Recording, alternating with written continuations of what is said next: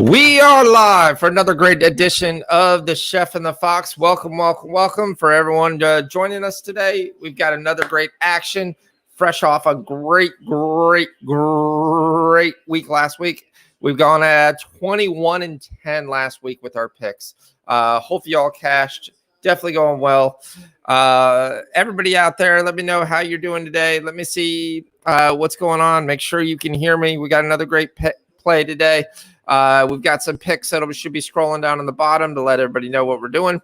We got my picks. You got Chef Michael joining us later. As always, I'll be joined by my colleague Sean Shockey. We'll be breaking down today's basically NCAA basketball card, and then Chef Michael will be joining us in a second. We'll be breaking down basically all live action things that were on today. Lots of good early games. Both of us unfortunately got killed by the Australia game late, but it was there. As you go, hopefully the audio sounds really good. Compliments of my wonderful wife who bought me this really cool microphone for Valentine's Day. So I'm pretty stoked with that. Waiting for everyone to come in. How's everybody doing this morning? What's up, MT13? Welcome to the show. Welcome to have. Obviously, we try to get some games in before early, the 10 o'clock games. Games that are flashing on your screen, they're going to take off in 10 minutes. Buncham Gladbach has already started. We're at 0-0. Alkemar's a little later today. Atlanta's at 2:45.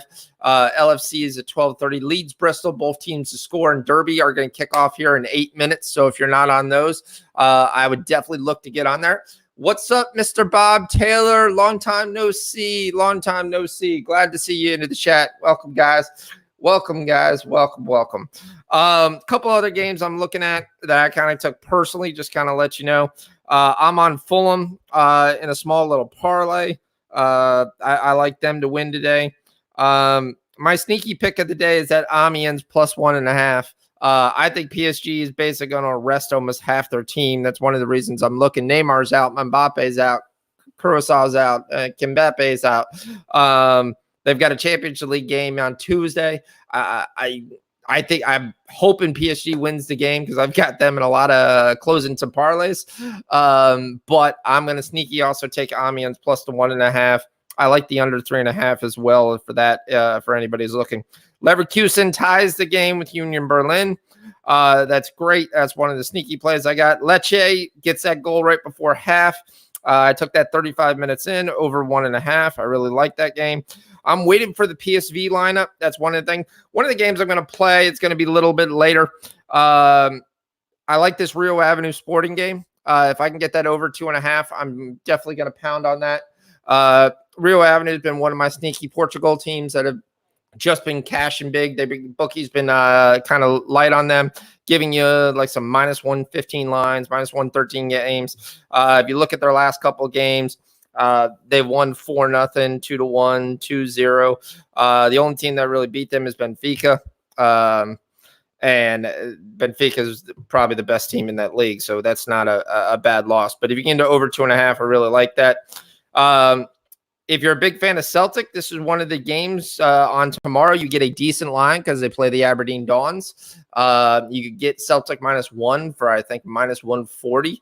They'll probably win that game by 2 or 3 goals. So that would be definitely something I'll be on tomorrow. We got Barcelona Getafe.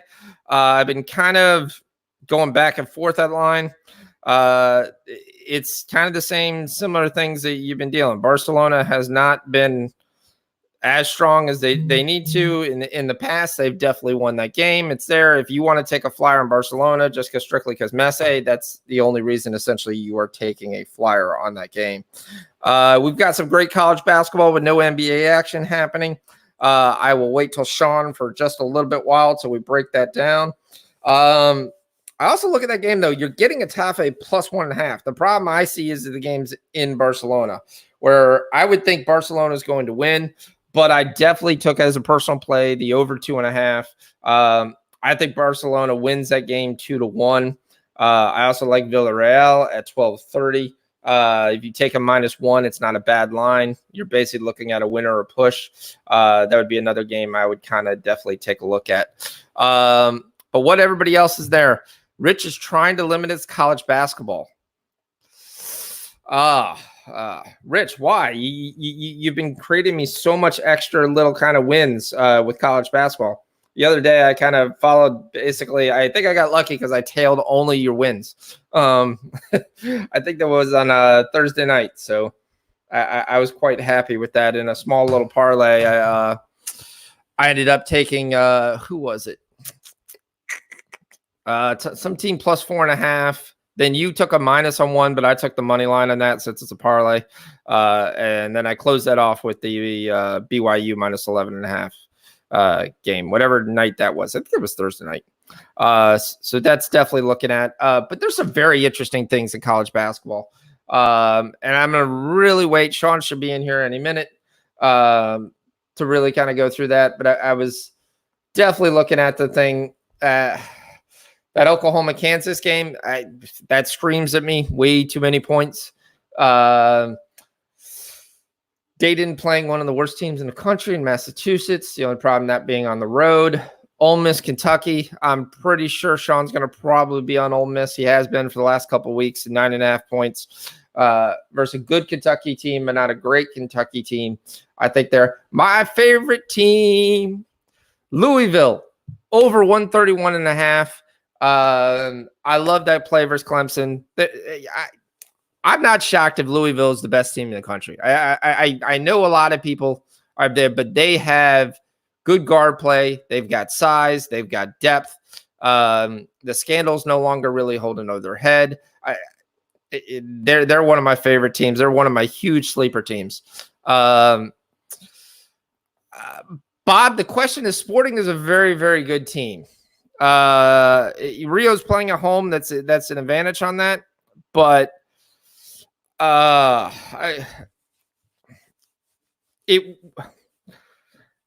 it's probably a 60-40. I think 60% of the time Rio wins that game, 40% they don't.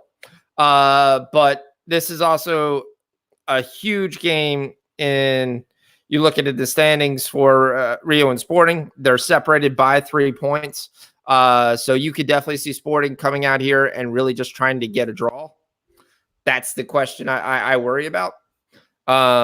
Because a draw for them is a win because they've got the 3-point advantage. So if they go on the road and get 1 point for them, they would clearly view that as a win because that drops them basically into the spot of the third place, which allows you to get some Europa qualification. So I like the over 2.5 better. I think that's a better play.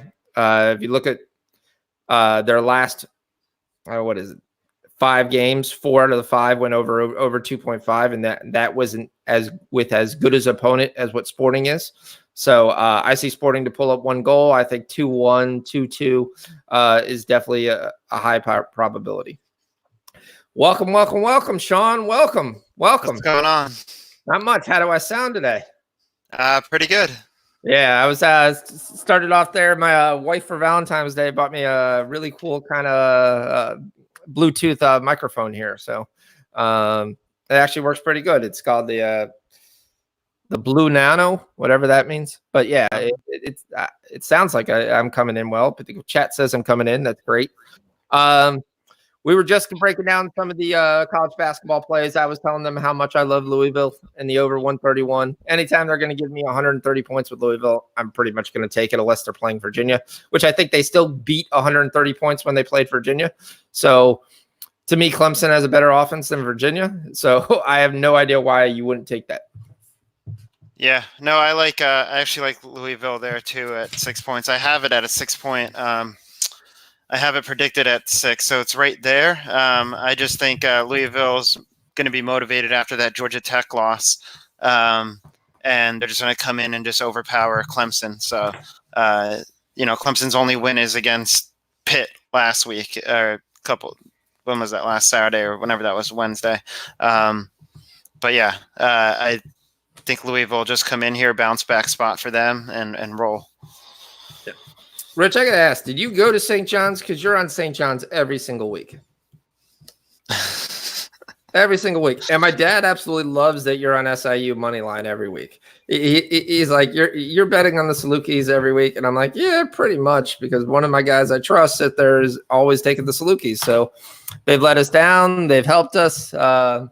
It's there. So it's definitely kind of funny, though, that we have talks. And I text him. I was like, they let us down. Terrible. Terrible. And then he'll come down and he'll give me like a whole dissertation of the game. So it's kind of interesting there. But my first official play on college basketball was Louisville over 131.5. You liked it. You said the 6.5. Was that an official play or was that with just a lean? Yeah, Louisville 6. No, I take that as an official play. I mean, all right. Oh, so did you have a nice Valentine's Day? Yeah, just hung out and watched a movie. Didn't do anything. You don't have to do anything like that. Yeah. Yep, that's all that's needed. That's good. All right, so let's get into this college basketball card. Let's see what you're looking today. I was telling them you're pretty much 100%. I knew you were going to be on Ole Miss because that's too many points. Yeah, I think with Ole Miss, it's actually kind of interesting, only because I'm taking Ole Miss only based off the line. I think Kentucky is playing better basketball, and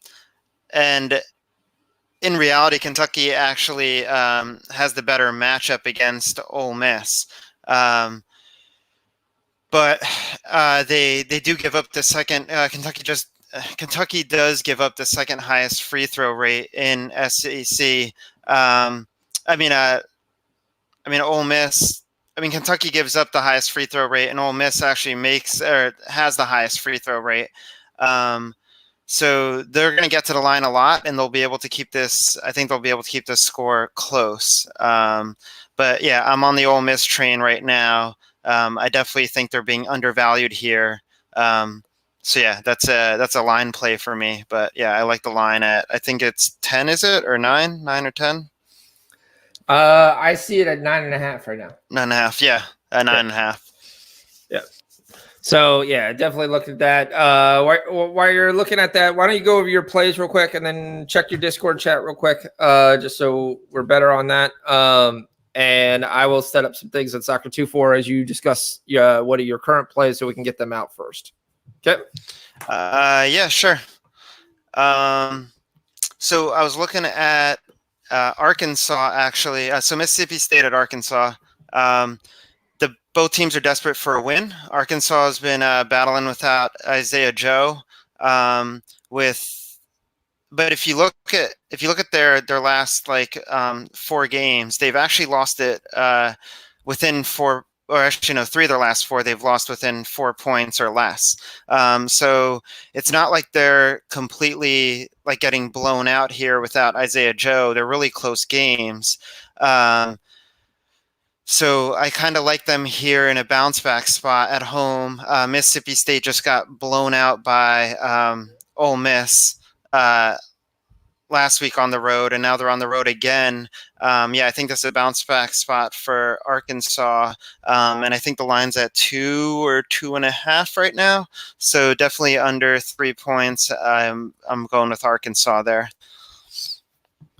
All right. So we're at Arkansas minus 2.5. Yep. Yep. I think the other game I was looking at was this West Virginia at Baylor. Like everyone else, I've actually faded Baylor a lot. I'm waiting for them to kind of stub their toe, because you're just not supposed to run through. It really doesn't happen anymore in college basketball where you just run through an entire conference, and especially the Big 12 conference, which is really good. And teams just don't do that anymore in power conferences. But I couldn't come to a side only because, both of these teams are really good on defense. And we kind of saw that with Kansas and West Virginia too. But the thing with both of their offenses is, and we saw that with West Virginia when they didn't score, I just needed them to score points within the last freaking 5 minutes, and they go 5 whole minutes without scoring anything. Baylor's kind of the same way. They go through these shooting droughts. So you have 2 elite defenses, two offenses that are nothing special and that most likely will go through some sort of shooting drought at some point in the game. So I kind of like the under here, especially by the way Baylor plays at home. So I can't really come to a side. I mean, I would lean maybe West Virginia with the 6 points, but I'm just afraid that they could also, stink it up and go like 8 minutes without scoring. And so I think the under, and this under opened last night at 126. I see it at 130, I think, right now. So 130, yeah. So yep. I would take the under 130 in this game. So that was the under 130 in the Baylor game? Yeah. All right. Yeah, right. Yeah, KG, we will get into some XFL action. I've actually been breaking that down. I've got some thoughts and some ideas. We'll get there. We're going to pause 1 second just to add Mr. Newentown joining us. What's up, Twatty? What's up, Twatty? What's up, boys? What's up? Hey, he's in a standing spot. That's new for the show. Hey, you're gonna have a better XFL pick this week than you had last week, right? Yeah, I definitely will hopefully have a better XFL pick with this way. Last week I took the projected number 1 team versus the projected number 1 the worst defense in the league. And what happened was they put up more passing yards than any other team in the league. Aaron Murray was absolutely awful. He was awful, but he still threw for almost 400 yards. The problem is they just couldn't score inside the 20-yard line. They averaged 5 yards a play. And they missed field goals. It was there. It was absolutely disgusting to me to basically sit there and watch that and go, "Come on, Tampa Bay, you're killing me here." Yeah, I've got. That's the one thing I questioned. I was like, "Oh, they got Aaron Murray." Then I watched Aaron Murray for like 5 minutes, and turns out he was playing on a bad wheel. That's kind of one of the reasons he looked terrible. I'll break down my XFL real quick, and I know KG just went into it as well on some of his plays. I like his plays. Tampa Bay going to Seattle is an interesting thing because it's going to be Tampa Bay on the road. Trustman's going to be there. This Seattle team was terrible last week. They were one of the worst performing offenses in the league. So even if Tampa Bay performs bad, they can still get the win here. That's why the line's only 2 points. But it's a complete unknown when you factor in the fact that Flowers is going to play quarterback. Cornelius from Louisville is going to there. It was like everyone's like, oh, he was a 9th round selection. The guys are so wide open in the XFL. I think he could be a 47th round selection and still kind of throw through guys. I see the under in this game. I think that's the smarter play if you're looking that way. Twatty, you still there? We're looking at the ceiling. Yeah, I'm good. All right. Okay. I see the under in this game.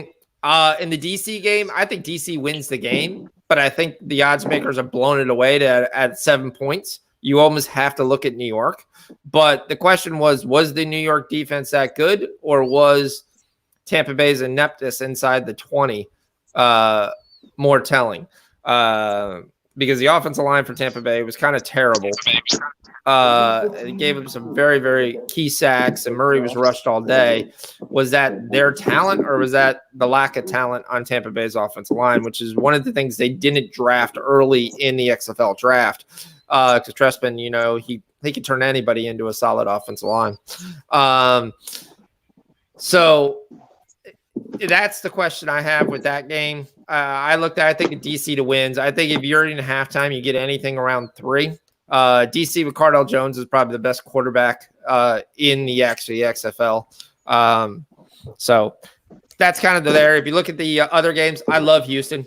I think Houston is the best offense really in the league. They put up 31. They're basically just running a full run and shoot type offense. I think they're going to score at least 20 to 30 points every week. I think they have it. Seattle's St. Louis is actually not a bad offense there. When you look at the offensive stats, they put up a pretty nice game. I didn't watch them as closely. I actually like the over 49. I know KG likes the 50.5, but the line's at 49 now. At 49, I like the over. If we get the 50, we can start possibly there's more value going in the under, especially with an XFL game. But I see this game basically really being a shootout, and I think Houston covers pretty easily. So probably about a 10, 13-point win for Houston. And what's the last game? Is the other game that I did do a full breakdown on it. But let's see if I can look it up real quick if I remember what it was. Who is that other team? It's really bad when you're old and you're like, all right, there's only 4 games and you can't remember who the other team is. That plays. It's Tampa. We broke that down.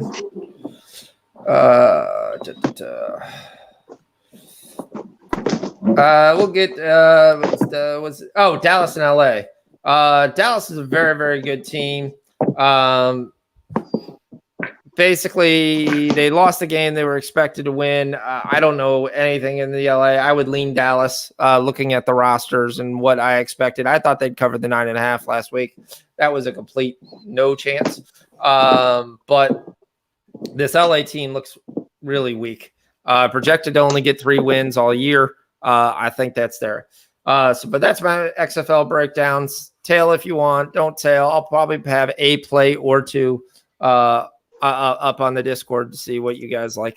KG, I agree. I'd take DC up to 3.5. We're looking 7. You don't know, but Cardell Jones could easily cover that 7. That's why it's a stay away game for me at 7. I do agree that basically I get 3 unders and 1 over. But let's move on to college basketball so we don't bore people to death. Hey, real quick, Sean and Shocks, aren't the guys in the Discord for XFL like 11-0 or in that channel or something crazy? I think so. Do we have an XFL channel? No, they've just been talking in football. Yeah, all those guys. So I just want to let everyone know who's watching. Join up for the Discord. They're killing it in the XFL. Yeah, definitely doing well. KG's is one of the main guys posting there. So KG's plays were Seattle +2, Dallas -4, Houston -8.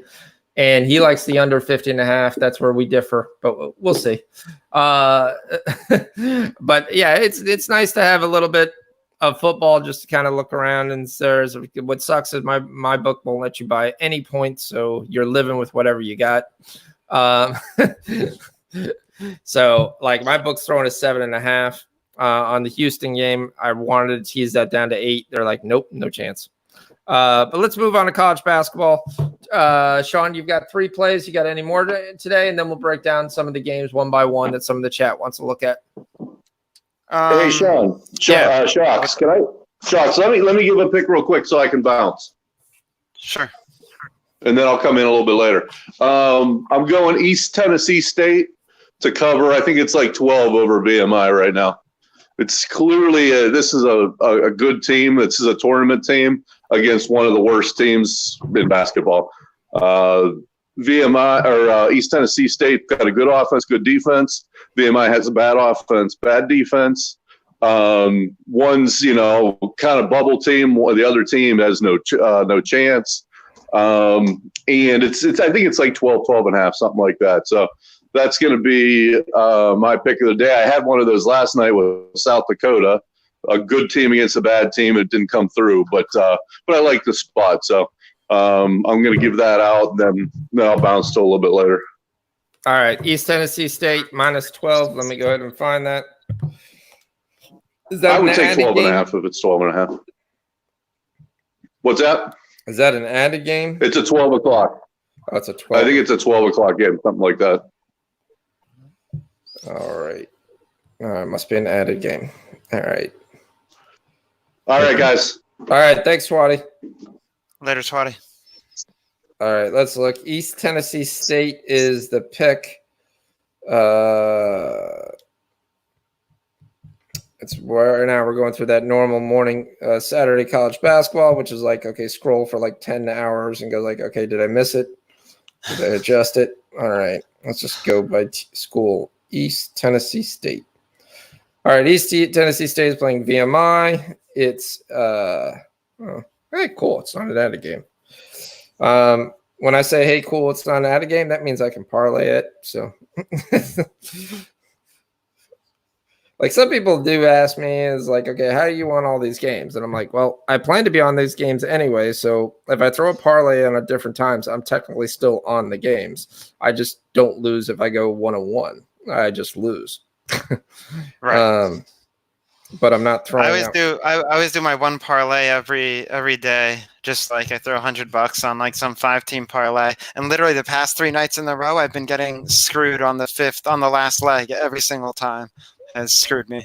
Well, that's where I've been winning on a lot of these NBA things, and the way I've been winning is kind of funky. Now I agree, and I'm doing it basically kind of to limit my risk. I'll take an over with a 7 o'clock game with a final game in like 10:30.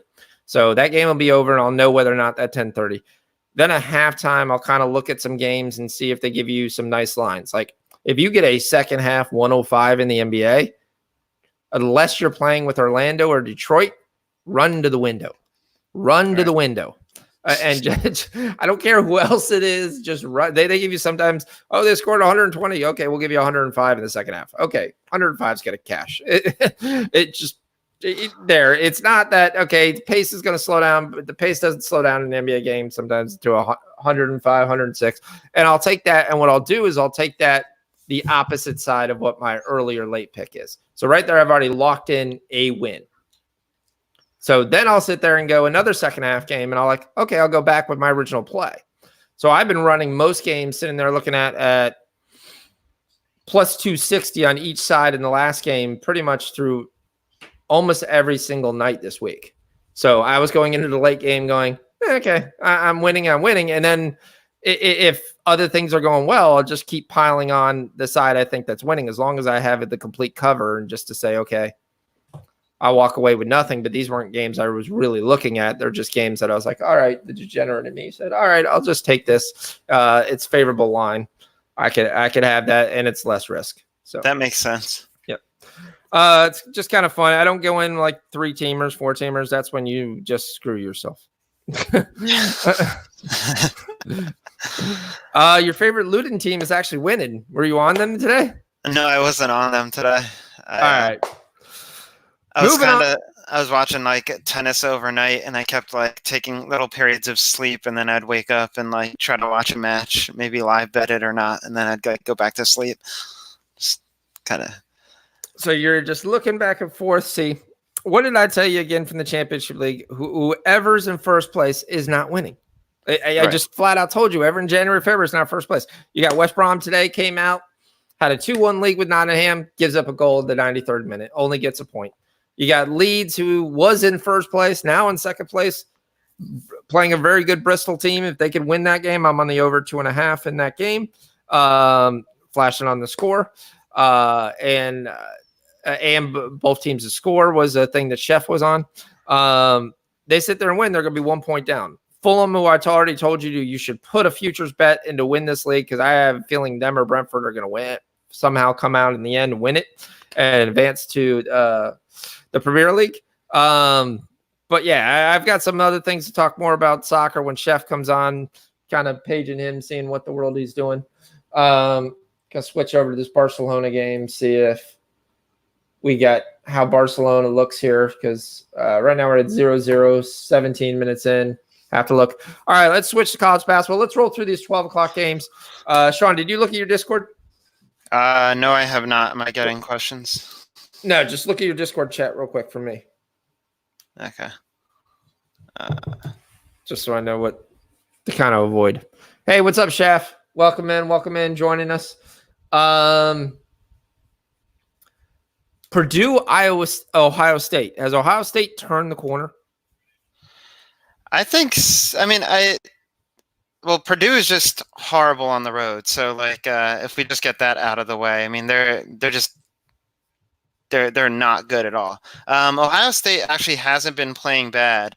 They had that one hiccup at Wisconsin, but overall, I actually like them with the 6 points. I think that's what they're getting, right? That's what their line is, 6? -5. Oh, it's 5. Okay. So this actually opened up at 6. So it's been it's been coming down then. But I actually like them with the 5 at home. I think overall they're just a better team than Purdue, both on the offense and the defense. So, yeah, Yeah, if you were to play that game, I'd go with the 5 points at home. Yeah, just check the chat real quick. But that's kind of where I was leaning. I was really looking at this Purdue team. At 5, I don't like them on the road, and I think Ohio State's a better team. I think they've won 4 of their last 5. So I definitely see them being able to cover it. I wish it was a little bit lower than 5, so maybe we can get more money pulling on Purdue. But this is also Purdue needs to win this match. That's the only thing that scares me at the 5. Yeah, they do. I actually have this game predicted at, I think it's actually 3.5. So there is slight value there with Purdue at that price. But again, I can't trust Purdue on the road either. They're really bad. I think if you wait for this game live, and you can get it at 3 or better, I would do that. Yeah, I definitely would try to get on that on anything that was a little bit better line on that. Syracuse, Florida State. Is Florida State versus that zone a 9.5? Yeah, that's kind of a weird line. Neither team has like an explosive offense. Florida State, I don't think Syracuse is going to win this game. Florida State's undefeated at home, and they've been holding their opponents to, I think, an average of 65 points per game. And I think Syracuse is just going to struggle against Florida State because Florida State forces a lot of turnovers. That's the one thing that they do well.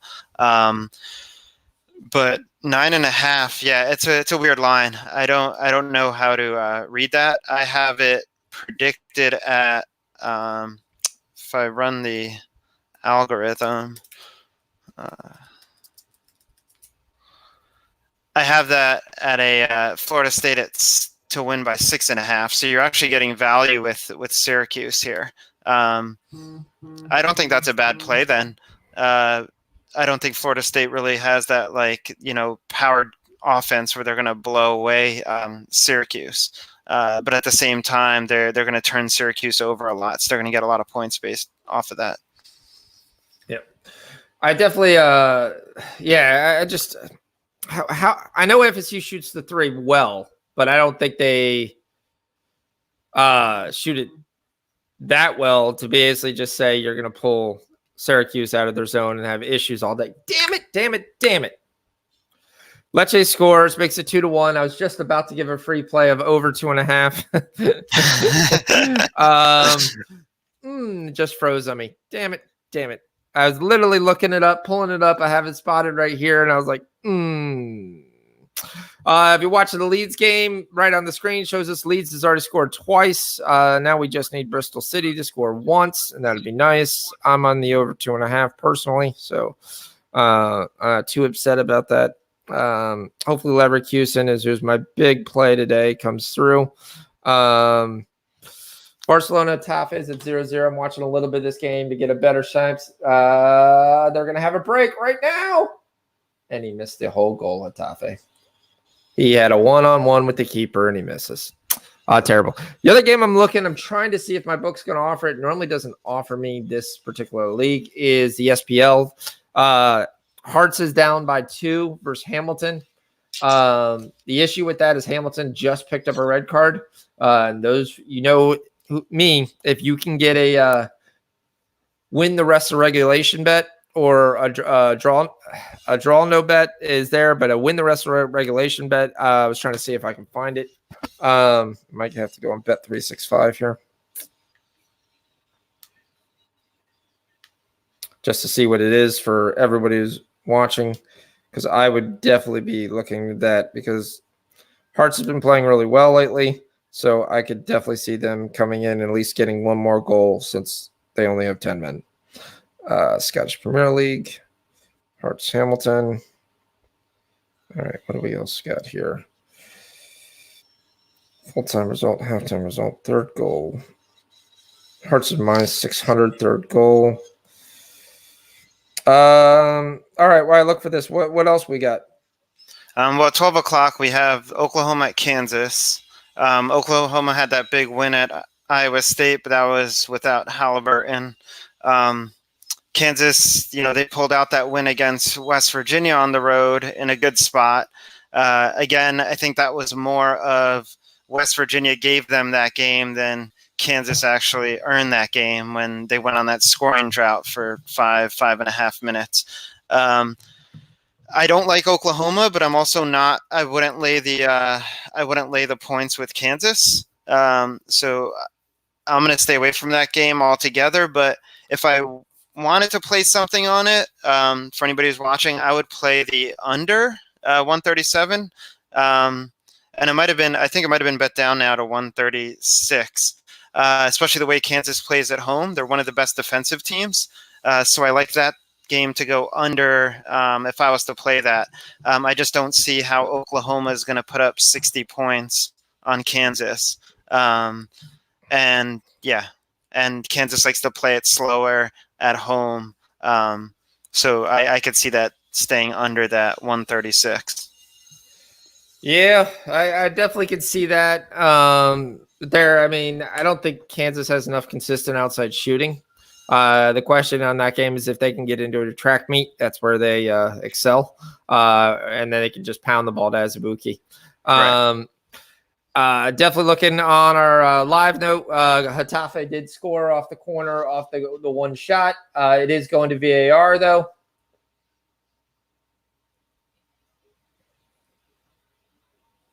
And the goal has been taken off. So no goal. So unfortunately for my over 2.5, I don't get a first goal. I was hoping to get one goal. Didn't happen. But Hatafe is no joke. I mean, you're looking at the lineup that Barcelona keeps going. Griezmann's up there with Messi and, of course, the kid. Zarafat is up there. And then they've been running the same lineup, but that lineup just hasn't really been scoring consistently. I mean, I actually was looking at this the other day, and I was like, your biggest scorer that's been happening is really Griezmann. Messi's getting his goals still, but you're just not getting almost anything. I know you're running the kid out there, and he's 17 years old, and he's getting well, and he had the one game where he had 2 goals, but he's going 4 or 5 games between them before he gets the goals. Frankie de Jong, I think he might have 1 goal all year since making the move, and that was in the last game. You hope that he comes out. They keep calling him the future. I loved him when he was playing in the Eredivisie, but he's just hasn't put it together in the La Liga, which is surprising because that normally is a league of plenty of goals. Looks like they took away that second goal from Leeds. Really doesn't matter to us. We're on the both teams to score, so still looking at that. A couple of Czech Republic games are done. One of the games I was looking on early is this Oklahoma. You said the under 136, right? I see it at 135.5. Okay. I was looking at. How about Dayton versus Massachusetts? Massachusetts is dreadful. I mean, well, so Dayton had that big win against Rhode Island, and they covered that line. That was 11, I think. Yeah, and everybody was on Rhode Island there. Yeah, but it's there. They also lost by 35 to Davidson. That's true. But I think Dayton really probably doesn't care about this game. This is a rematch, and I think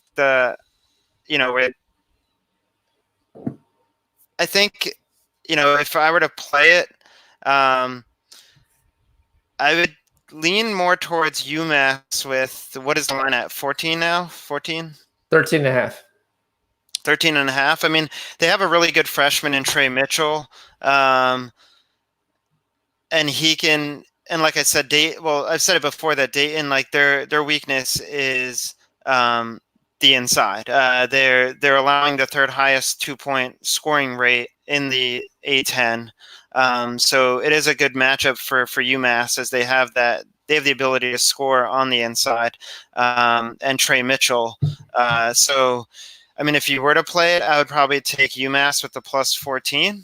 But again, I probably wouldn't touch this game at all. You wouldn't touch this game. All right. Now, in your gut, I know it was MT13 said Brady Manic. Manic's been great. Oklahoma's been great. I still wonder on that 13 points. Those 13 points just kill me. Yeah. My gut tells me that's too many points. Stoke scores their second. They're up 2-0. That's setting up. We got a Blackburn goal, 1-0 against Charlton. Unfortunately, I thought we were going to get a Derby goal, but that didn't happen. That's my gut tells me 11 points is too much. I know they're at home. I know they're setting up. I know they ran away with the game at the end of versus West Virginia to cover 11, and I think that's what's kind of throwing this line up. I see this Oklahoma team as a solid team. See them on the same par with Texas, and that was 11. I don't know. I really wish maybe a couple more points on Oklahoma, but Oklahoma's been a solid team lately. I feel like if Kansas had lost that game to West Virginia, this line would probably be like 9 or maybe 8. So yeah, that win against West Virginia probably has this line a little bit higher. And again, like I said, they won that game because it was more on West Virginia's part of not making a basket than it was of like Kansas' part of like doing something to win that game. So if you wanted to play a side, it would lean towards Oklahoma, I guess, to cover that. What is that, 11.5 or 12 points? Yeah, whatever it's at. All right, let's move on down off the 12 o'clock card. Let's go to like one of our favorite plays that we like to play. North Texas -7.5. I love North Texas all the time. I don't break that down. They're one of the top teams in covering the spread in the country, and they've done it every time. They did it last time. I think that was one of the premium plays. It was North Texas 8, and I think the score ended up being 9, so they covered that. So I'm usually on an automatic North Texas. -7.5 is. I was looking at that this morning, actually. All right. And I saw Rich asking about LSU at Bama. I think in that game, I think Alabama is another team who's misleading. Like if you go down the list and look at their losses, or like you look at their record and you look at their losses, I mean, they've had some tough beats. I think they lost to Penn State by 2. That was before conference play. They had that double overtime loss to Florida. They had a 1-point loss to Arkansas. They had a 1-point loss to Tennessee. They had a overtime loss to Auburn by 1 point. It's, if you were to say, if they had just made like one free throw or they had made like one basket, all those games could have been totally different. And instead of being I forget what the record is, I think they're like 12-10. Instead of being a 12-win team, they could have been probably a 16-win team or a 17-win team. So they're at home. They run really fast offense. They have really fast tempo, and I think it's a headache to deal with for most teams. So I don't trust the LSU defense. They're 170th in the nation in adjusted defensive efficiency. So I think Bama is going to get it done at home with the pace that they play and the LSU defense. So I like that 2.5 spread with Bama at home to cover. Interesting. Now, has Bama got Jones back? No, I think he's still out. But again, like LSU is another one of those magic teams like Auburn, and even without Jones, I mean, you saw Bama and Auburn, like it went into, they took them right into overtime, and Auburn obviously used their magic again to pull that out. But I like Bama here at home. Yeah, definitely. I mean, I go back and forth. LSU's a team I'm just staying away because I keep losing every time I go against them, and when I take them, they lose. I mean, not only when I take them, they could be 7, 8, 9-point favorites, and they lose outright. or again, like they win by 1, like they pull something out, and they don't cover the 7 or 8. They only win by 1 or 2. Yeah. Oh, there's the championship league letting us down. Barnsley scores, beating my Fulham bet. I know it's not an official play, but it still hurts the wallet the same. Hey, what's up, EG? What's up, D-Money? What's up, guys? No, hold on. Well, it's called a Bucks hat. It even says Buccaneers. Do I not have the thing face forward? Yeah, that's got the pirate. It's got the pirate there, D. It's not a Chiefs hat. It's there. It's my Buccaneer hat. So, we're definitely looking. Let's move on down the list of games. We've got 400 games to break down here, including that great Missouri Valley Conference game. Rich already gave it. He is on the SIU money line, which, by the way, the line's 1. That's not really going out on a stretch there, Rich. But they play a Bradley team here that's pretty good, that I actually still think is a better team. I don't like going against Bradley. They've been actually a moneymaker for me every time I bet on them. But I haven't bet on them consistently, like every single game. But every time I have, they happen. But yeah. I look and I see this. I'm gonna go against Rich here, which is probably a worse thought, but here that's a bad idea. Yes, Killer B, the Bucks have fans. Hey, Tampa Bay, the Bucks know how to shine. Come on, this is there. I was going to Bucks games and Bear games back in the 80s, so yes, they had the worst kind of hype up music you have ever heard in their life. What's the one song? Hey, Tampa Bay, the Bucks know how to shine. Offense, defense. Where to go? Throw them into Tampa Bay. It's like the worst, corniest song ever that's ever been aside. But it's funny because growing up in the Tampa Bay Bucks Bear games, I actually root for the Bears. That's why we started in Tampa Bay before we moved to Tampa, and we went every year to watch the Bucks and Bears play. And the song goes offense, defense, da da da. My dad changed the lyrics to offense, defense. Where the hell did you go? Da, da, da. Make the Bears walk the plank, throw them into Tampa Bay. Yeah, we're singing old Tampa Bay Twatty theme songs. Lost you over here. Yeah. All right. We're moving back to get us back in. QPR ties the game because Lorient gives up a goal here. In the Bundesliga, we got a game. Blackburn's going to take a 2-0 lead. Got to look at there. That Augsburg-Freiburg game. I was on somebody with the chat, but yeah, at home, they generally score a little more goals there. I'm just looking at some live action here that we might have some opportunities here. We've got a Leverkusen team that's completely tied, or we've got that Fulham team down 1, which is one of my favorite things. We've got a no play. Nobody's giving anything on Fulham. They don't want. Or we got that Derby line that's completely there. They're still thinking Derby to win. Plus 135. Let's look at the QPR game. Yes, QPR goes over 2, and it's the only time, in the last 5 weeks that I didn't take the over in that game. Damn, that pisses me off. They actually think there's going to be 5.5 goals. I'm not taking 5. Oh, we're still in the first half, and they scored 4 goals? That's crazy. Oh, that's tempting.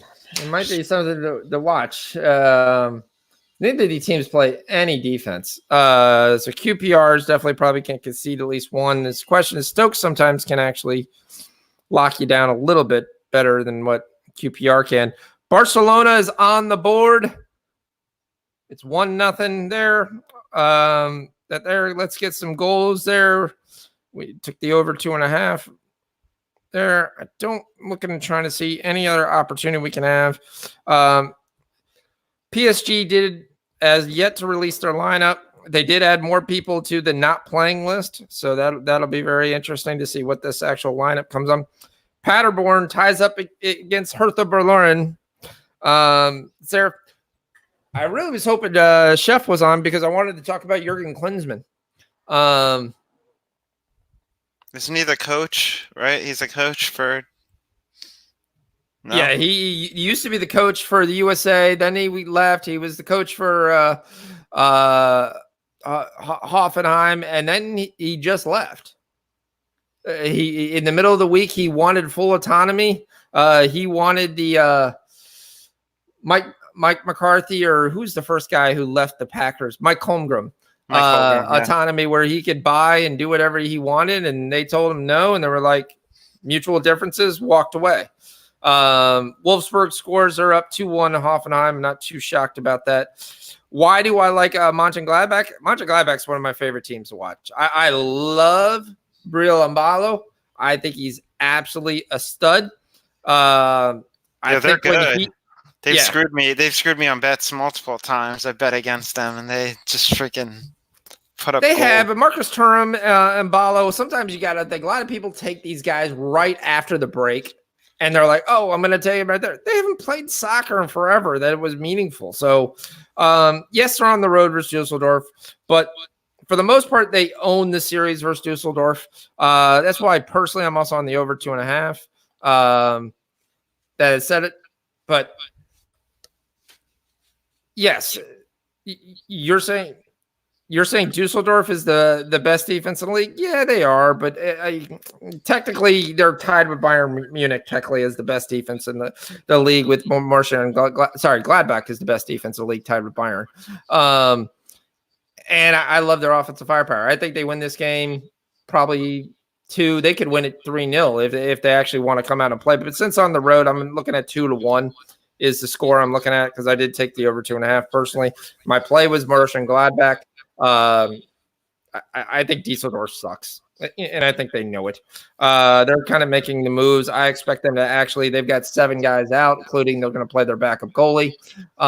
So that's why I'm on Borussia Mönchengladbach. The line's low because they're on the road. That's the line low. Gladbach hasn't looked as great. 3 of the last 5 they did win, but 3 of those were all at home. So on the road they have drew and lost. But again, a draw to Leipzig, a loss to Schalke is not really a bad result. And then before that it was the other side of the year. So I like Gladbach to win this game. That's why I'm high on Gladbach. You'll see I'm high on Gladbach most weeks.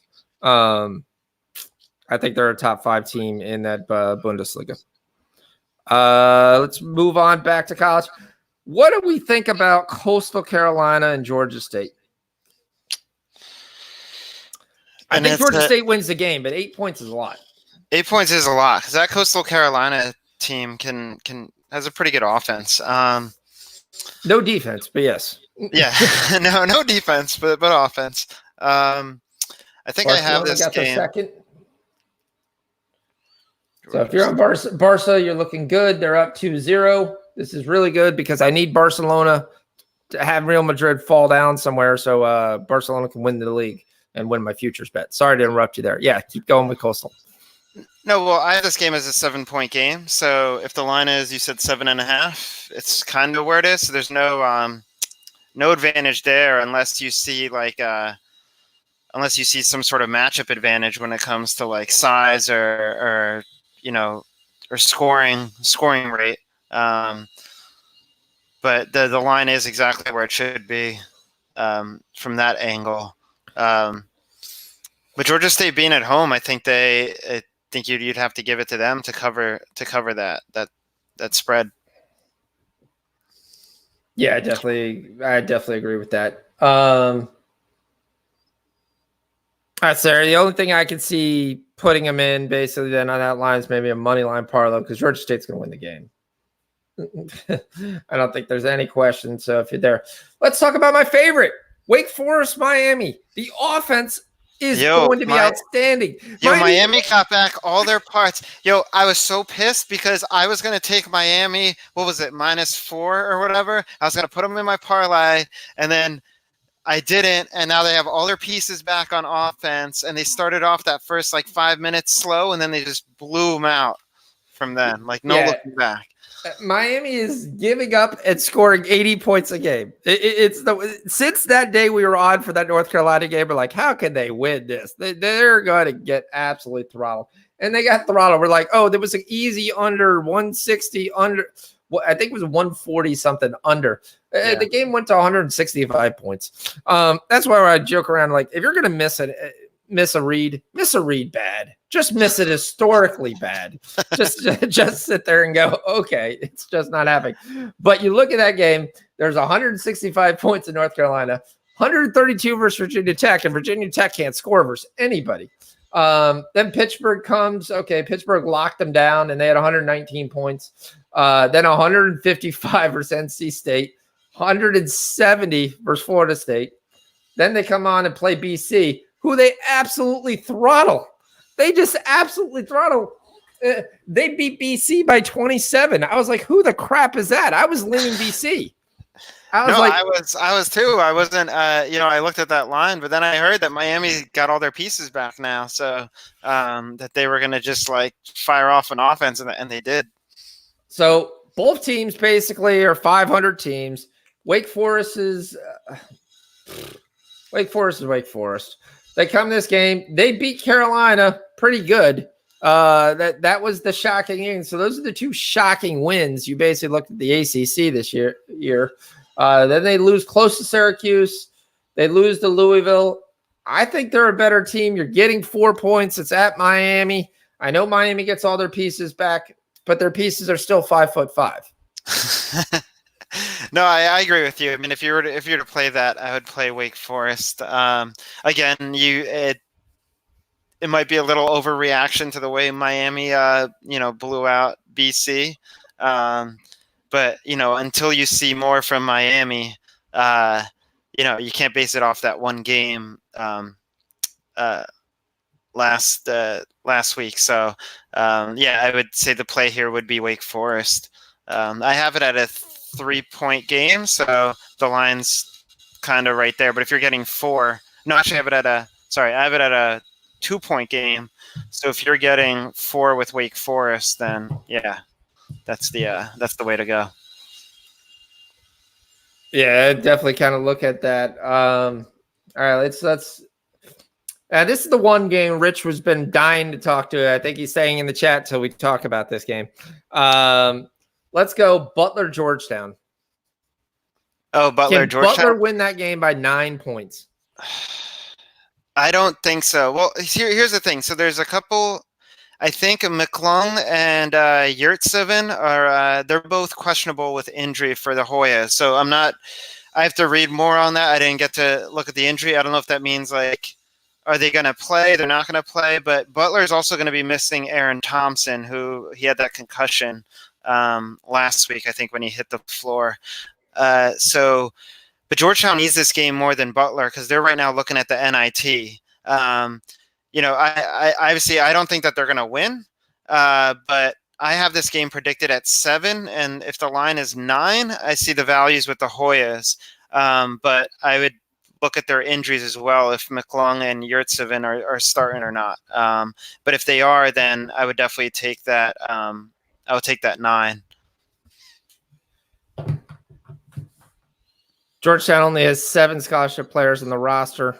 That's what Baseball Bob is calling. Baseball Bob, welcome to the chat. Haven't seen you before. Definitely, yeah. That's okay. I didn't know. I don't think they're not going to win this. But again, if they have their, but Butler's going to roll. But 9 points.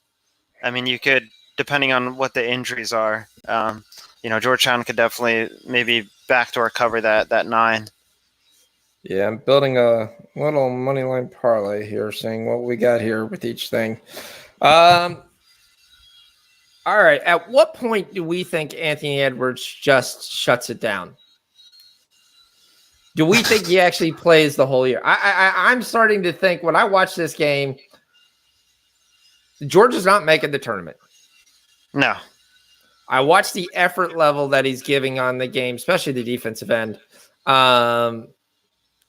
And even sometimes on the offensive end, he's settling too much for outside shots. He should be getting the ball in the post every time or just driving to the post. He's too big for college basketball for putting one there and just carrying that team.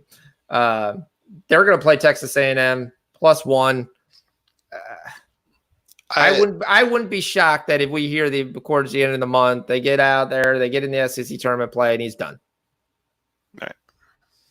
He's going to be a top 5 pick. Oh, Barcelona right on the line right there. Great save right before the end of the half. They lose to South Carolina by 16. I thought that was dreadful.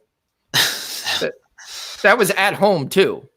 Yeah. The South Carolina team is not that great. So to come out there and lose to that team was kind of like, ugh. I was like, do we lean Texas A&M here? Not sure. I mean, I will tell you this Hoffenheim team is playing. They've tied it back up versus Wolfsburg 2-2. Yep. You kind of have two polar opposites here. I mean, Georgia can put up points. They just can't stop anyone is the issue. They have no defense at all. And A&M is the opposite. They can play defense at home, but you can't put up any points. I mean, I think the last time they played, because this is a rematch game, Georgia held A&M to under 50 points, and that's not saying a lot. I mean, like, that's Georgia with a crappy defense held A&M to under 50 points. So, yeah, 48-63 was the game the last time they played. Yep. Yeah. So this game, I mean, I would actually. Do you take Georgia? Do you think they're Georgia actually try to come +1? in? Yeah. Yeah. I'd take Georgia +1 in this situation. I just don't think A&M is going to be able to put up offense. And I think Georgia will be able to put up. They'll put up more offense than A&M will be able to stop them. But it's really a crapshoot of a game. Two crappy teams. One thing I'm going to pause the show and I'll look at, and I talked a little bit of this on the Discord. Have you looked at basketball futures? The basketball futures for the tournament, I think, are the greatest I've ever seen, with no clear favorite out there. Yeah, you're getting great value on great futures. Like, if you could tell me right now, who do you think your final 8 teams are going to be? I mean, yeah, I definitely see Kansas in there. Kansas going to be in there. I actually have Arizona in there as one of the 8 teams. But yeah, but like you said, the other ones, Kentucky. But outside of that, yeah, I think it's anybody's game. But I've been taking futures actually slowly, like every week. Kind of been looking at the schedule and kind of predicting, like, because those futures numbers will change depending on, like, if a team wins or loses, against another team. So, sometimes, like Seton Hall, if you'd taken them back in like early January, you definitely would have gotten a way better number than what you get now, based on their winning record.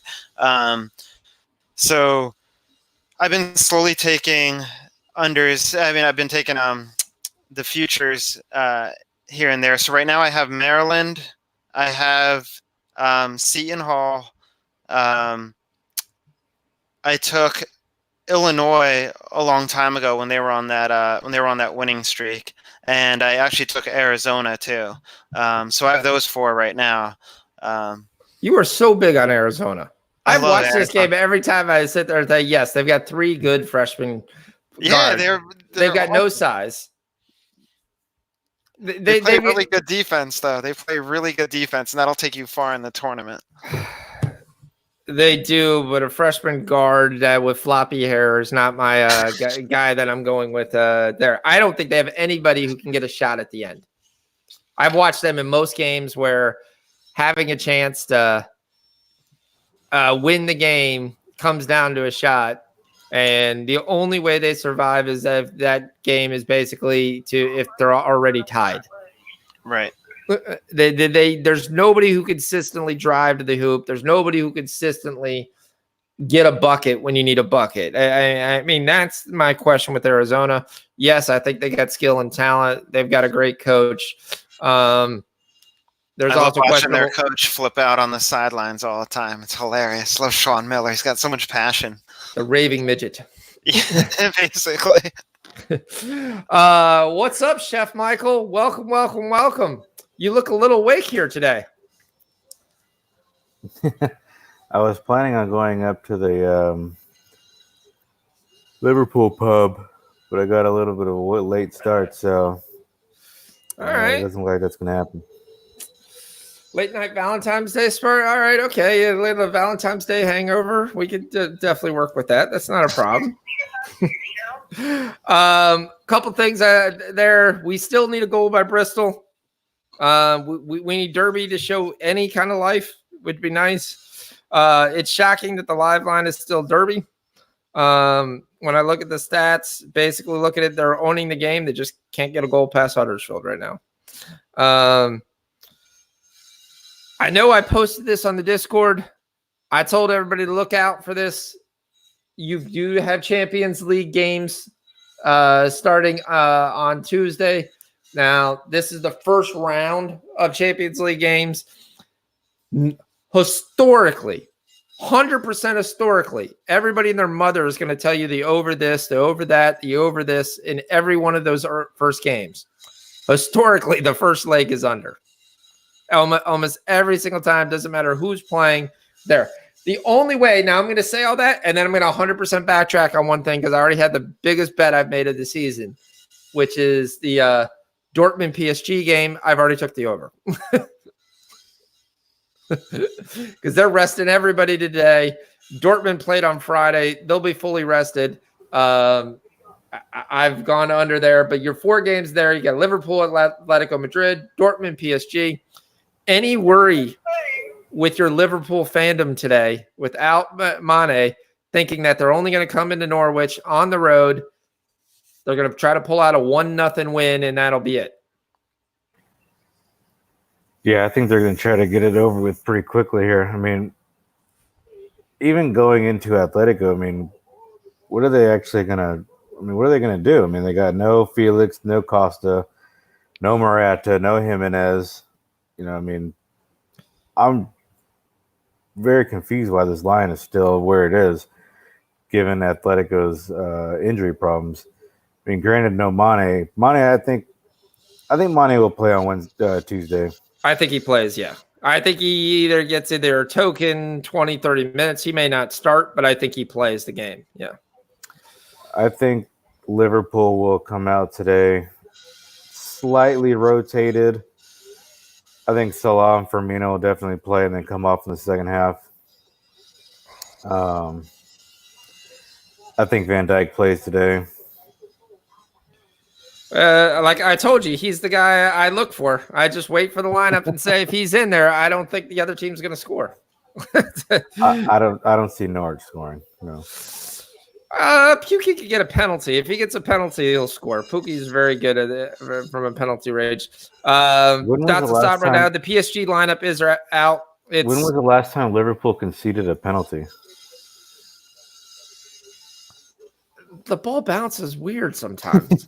I mean, I'm not saying there's a high probability of this, but Norwich already has big wins. You remember who was it? Man City? Now, I know Man City is not as high this year as they have been, but they came out and just what they beat them 2-0 on the road last year with that famous game, which was I think they were like plus 13,000 or something like that. That game wasn't even there.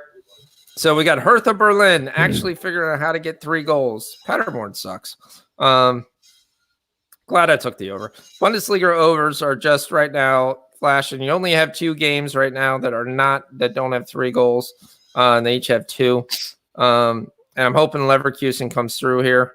I was kind of shocked at the line on that game. I was wondering what the world I was missing. But since the game is 1-1, I guess I was missing something. The other thing is that Leverkusen doesn't look like they're trying. They've got 62% possession, but only 4 goal attempts. Union Berlin has 15. In the last 20 minutes of the game, I hope Leverkusen picks it up here. Wolfsburg gets another goal. Wolfsburg, Hoffenheim.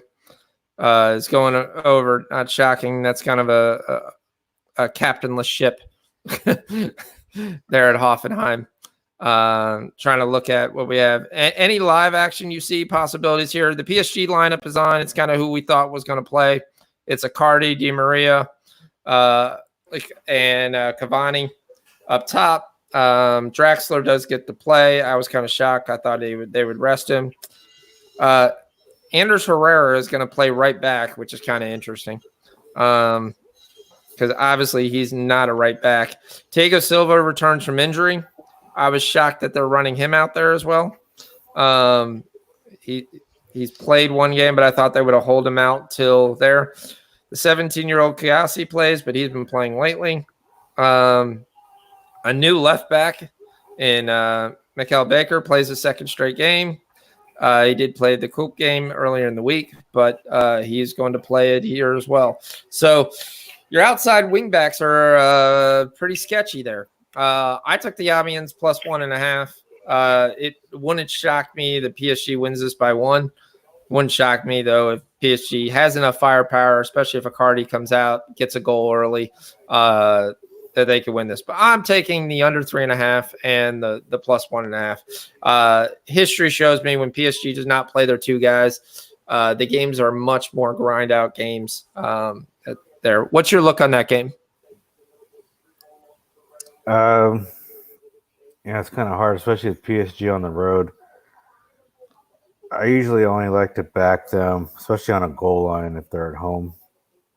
But, with their firepower, they can go out there and win 5-0, or they can go out there and win 2-1. That's just one of those teams that it just depends on how they feel like playing. They can pretty much pick their score any game they want. It's like I said last week, that's probably the scariest team left for me in the Champions League to beat Liverpool. Yeah, I've got a future on them. I think they will absolutely destroy Dortmund. I can see the matchup of Hummels trying to chase down Mbappe as the biggest joke you've ever watched. That's going to be a disaster. You're not chasing down Mbappe. No. It's going to be very interesting to see what kind of lineup Dortmund has. And I think Dortmund's the only thing they can go with Royce out is they've got to go balls to the wall. They got to say, we're going to concede. We're going to go back. We're going to try to win this 3-2, something like that. If they try to sit back and say, we're going to try to make this and we'll invite pressure, they'll get slaughtered. So that's kind of my thought on that. What else are you looking at? Anything interesting? We got any live? What's this Leverkusen live?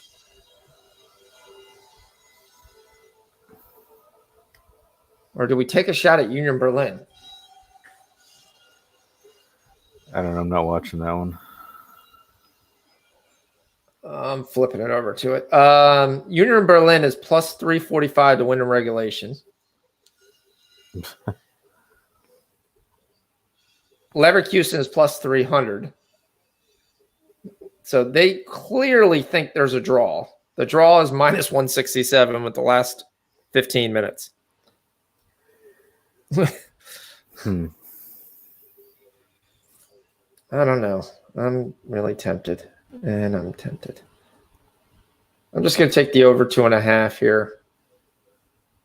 I still think we get a goal. I think either Leverkusen concedes. I don't see Leverkusen as a great defensive wall here if they're giving up shots after shot. I'm not as high in their goalie. Let's look at Barcelona's kind of looks like they're taking that home. Got a question. Do you ever look at the Jupiler League? I used to. And then I think last season was kind of like the tipping point because it was so unpredictable, You would think that you'd handicap it, an over and it would go under. You handicap both teams score and it'd be a clean sheet somehow. And you'd think the top teams would beat the bottom teams every time, and then it would end up a draw. It was just so up and down. So I kind of stopped getting it on my radar.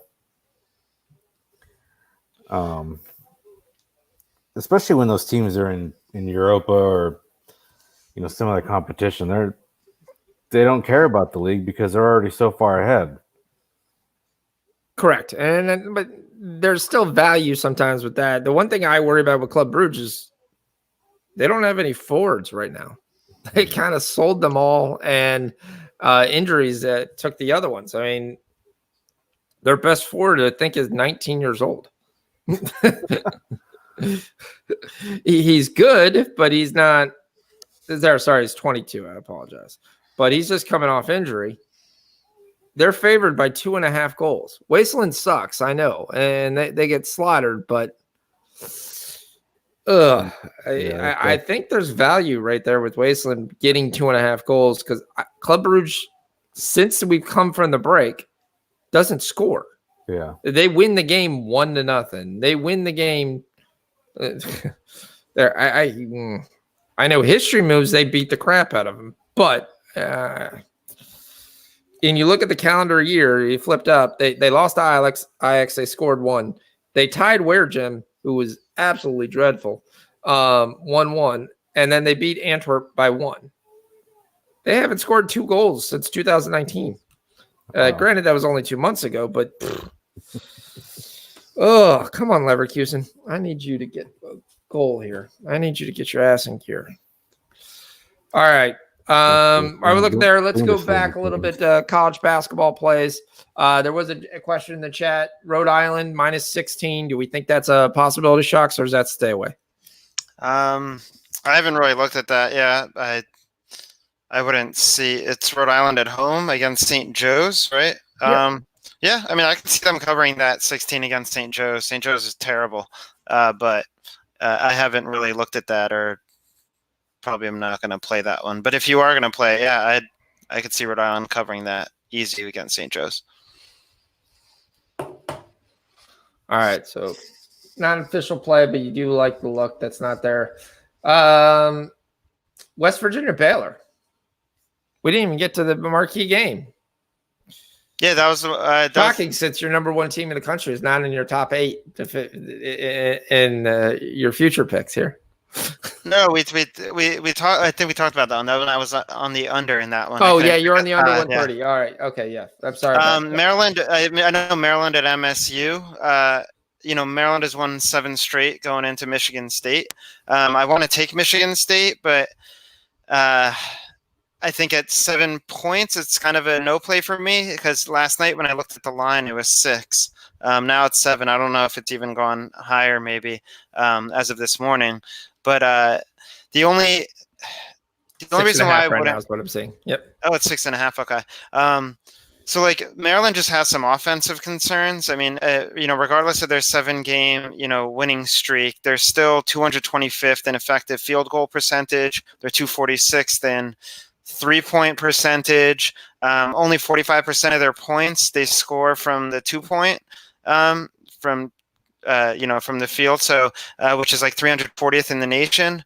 The only reason why they've been like winning these games, their defense has been playing really well, and has been like keeping them in the game. But their offense just has holes that they need to work on. I think Michigan State matches up well, but I couldn't really find a side. I mean, if it was maybe 6 or under, I would take Michigan State. But I was also looking at the under in this because you actually have both the number 1 and the number 2 adjusted defensive efficiency teams in the Big Ten. So, like I said, Maryland has been winning these games with their defense. Michigan State, the defense is still there. So I can see this game going under. Okay. So we like this under 137.5. Yeah. Okay. Official play or lean? Official play. Okay. All right. What about Yale, who keeps cashing us checks? Yale always covers. They don't always. Yeah. I've lost at 17, 15. That's kind of. Wait, when? How long ago? Long ago. Yeah, ever since then they've been like number one in covering the spread every time. But they play a good Penn team, solid Penn team at Penn. Do you think they come out and cover 5.5? They're at Penn. At Penn. Did they play last night? By the way, am I like missing something, or That's the one thing I did. I did have them play there. They -4 last night. This is a back-to-back game for them. They play Princeton. Yeah, which is not. Do we think the back-to-back hurts them, and there's value in taking Penn here, or is Yale so much big? I mean, how does Yale score? Inside or outside? Inside.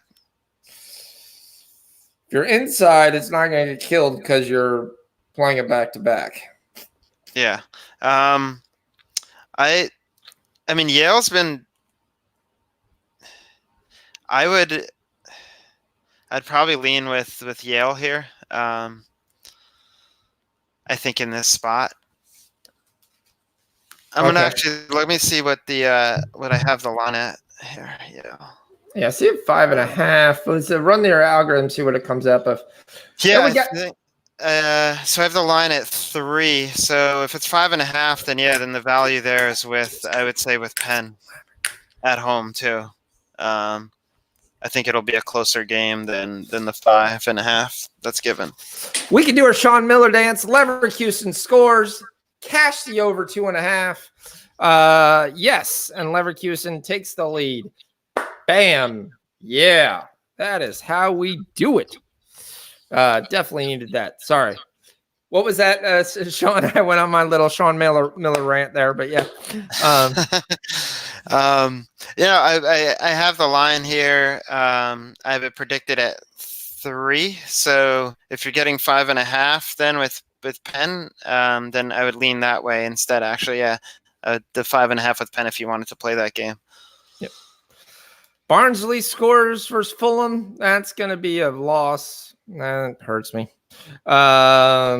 Not the end. Hart scores versus Hamilton. Like I said, if you could have got that, I couldn't get that in my book there, but I told you to take the win the rest of regulation with Hearts. That's going to come through.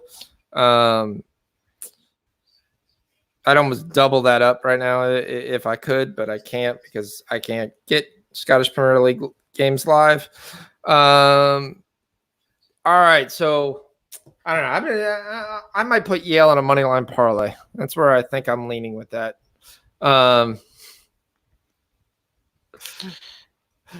We've got a whole thing of collecting baseball cards in the chat going. That's quite interesting. That's coming on. Let's go to some of these late games that are there. Houston SMU should be a great game. 1.5 points. This is a revenge game, isn't this? Yeah. I mean, Houston's coming off 8 wins of their last 9 games.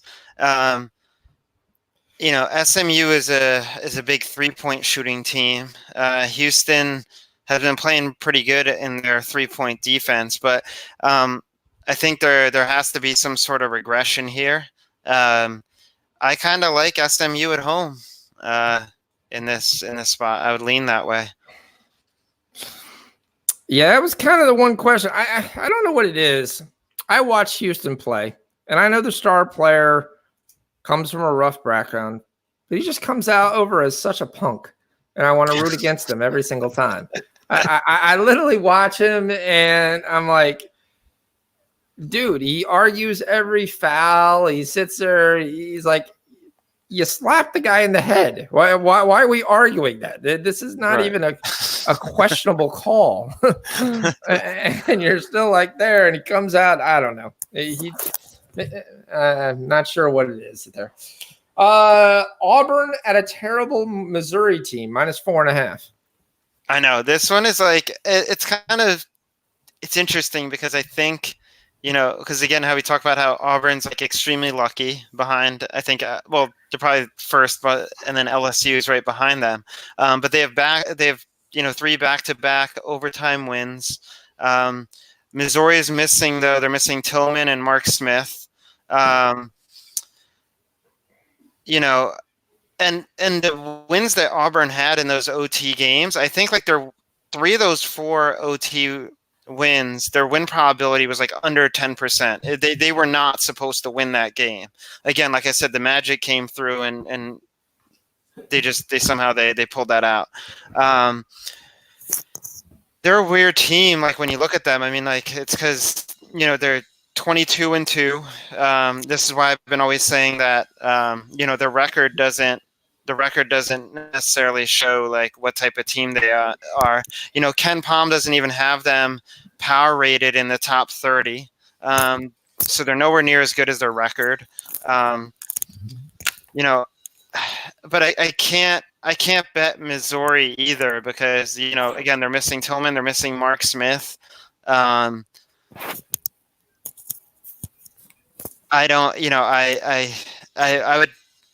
I guess I would bet Auburn if you're going to bet this game, but I'm kind of going to stay away from it because like you can't trust Auburn either. Again, they've been winning these low probability percentage close games. So it's not like they've been necessarily dominating anybody. But then again, Missouri is missing 2 of their starters. Yeah, it's probably a no play for me. But I would like to see Auburn lose if possible. We'd like to see Auburn lose is the play there. No official play on the game, yeah, but Auburn loses. Unfortunately, Leverkusen, because of that solid defense we talked about, gives up a goal right after taking the lead.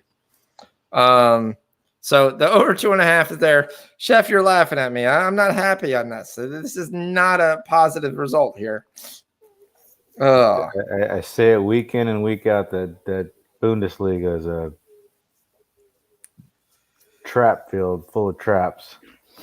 It definitely is. I mean, that question it is, and I'm going to go on the one more trap because I love Borussia Mönchengladbach here today. I flat out love them in this spot. Well, maybe we can get a last-second goal here. Leverkusen could show they actually give a damn. I thought we had that one. Really needed that one. Yuck. That's the way it goes. All right. So that again means there's one game in the Bundesliga that hasn't scored 3 goals.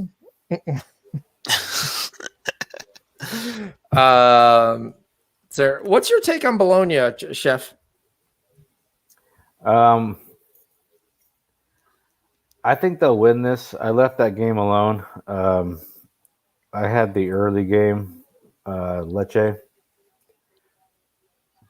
I don't trust Bologna yet to go out there and get results on a consistent basis. Their attack is good. Defense is suspect though.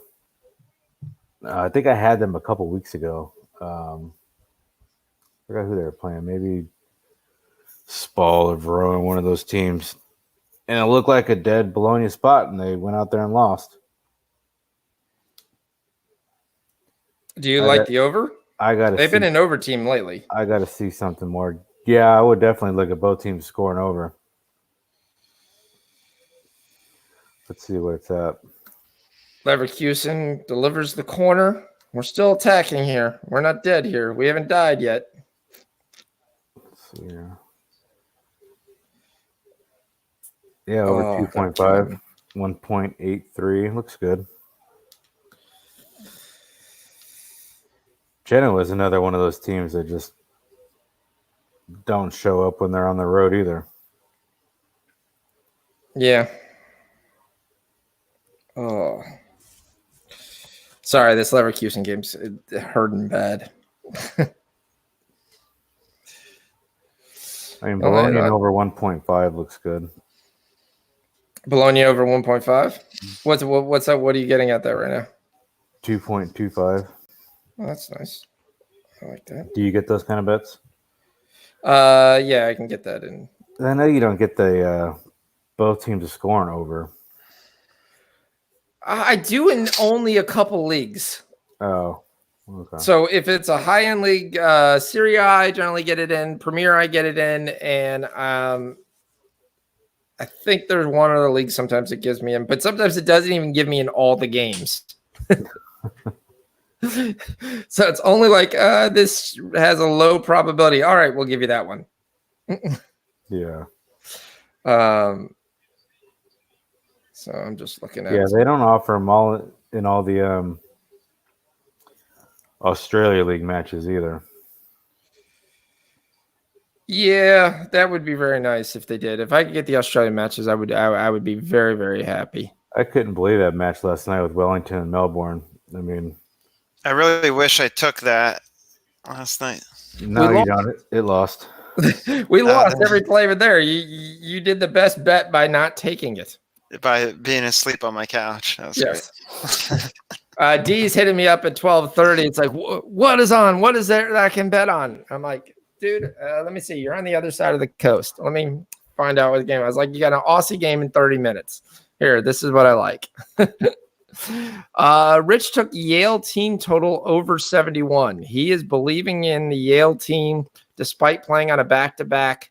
He thinks there. I did a sneaky parlay, which you won't like. Shocks are there. I took Yale money line with Auburn money line.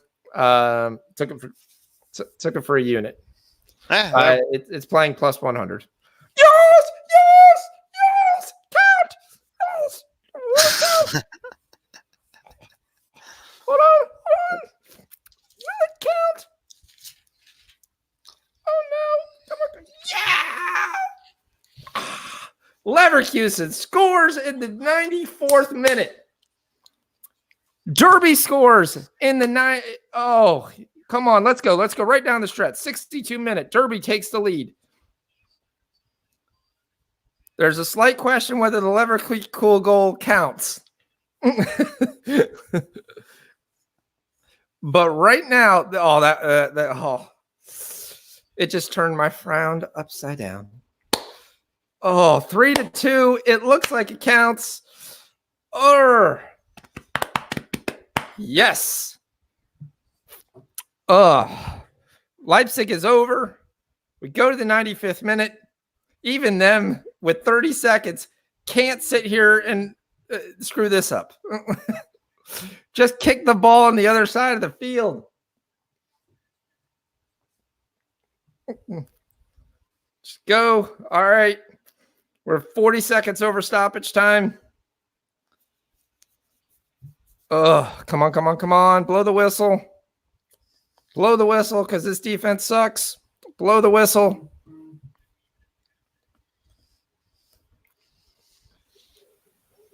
Oh, come on. This is the one thing about soccer because it's like 4 minutes of extra time. We're in the 5th minute because they gave extra time for the celebration. There. But I'm like, I'm reading Rich's comment.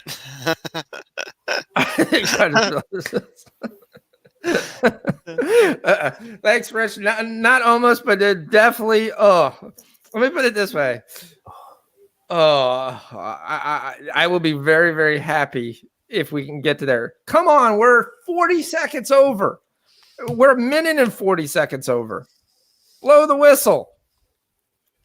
This is when sometimes you worry about soccer. They're like, when you get like a tie game, it's like the ref's like, we're going to give it extra 2 minutes. Someone's got to score here. We don't want to end it a draw. This is getting definitely some home cooking. We're going to get 2 extra minutes. Come on, blow the whistle. I hate it when they just let it keep going and going and going. It gets up to like 98 minutes. It's like, we'll let them take this corner. No, you won't. No. It's 2 minutes later. And then other games, it's like they'll be lined up for a corner. And it'll be like, nope, you lost. Sucks to be you. It's like the guy, the ref lives in Berlin. Shocking. Let's go. I really don't know that. I'm just saying that. Yeah.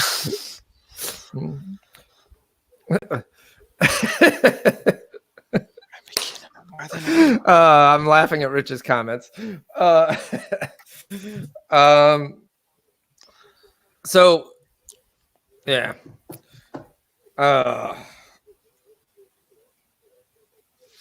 I'm waiting to see. Oh, come on. How long are you going to give him?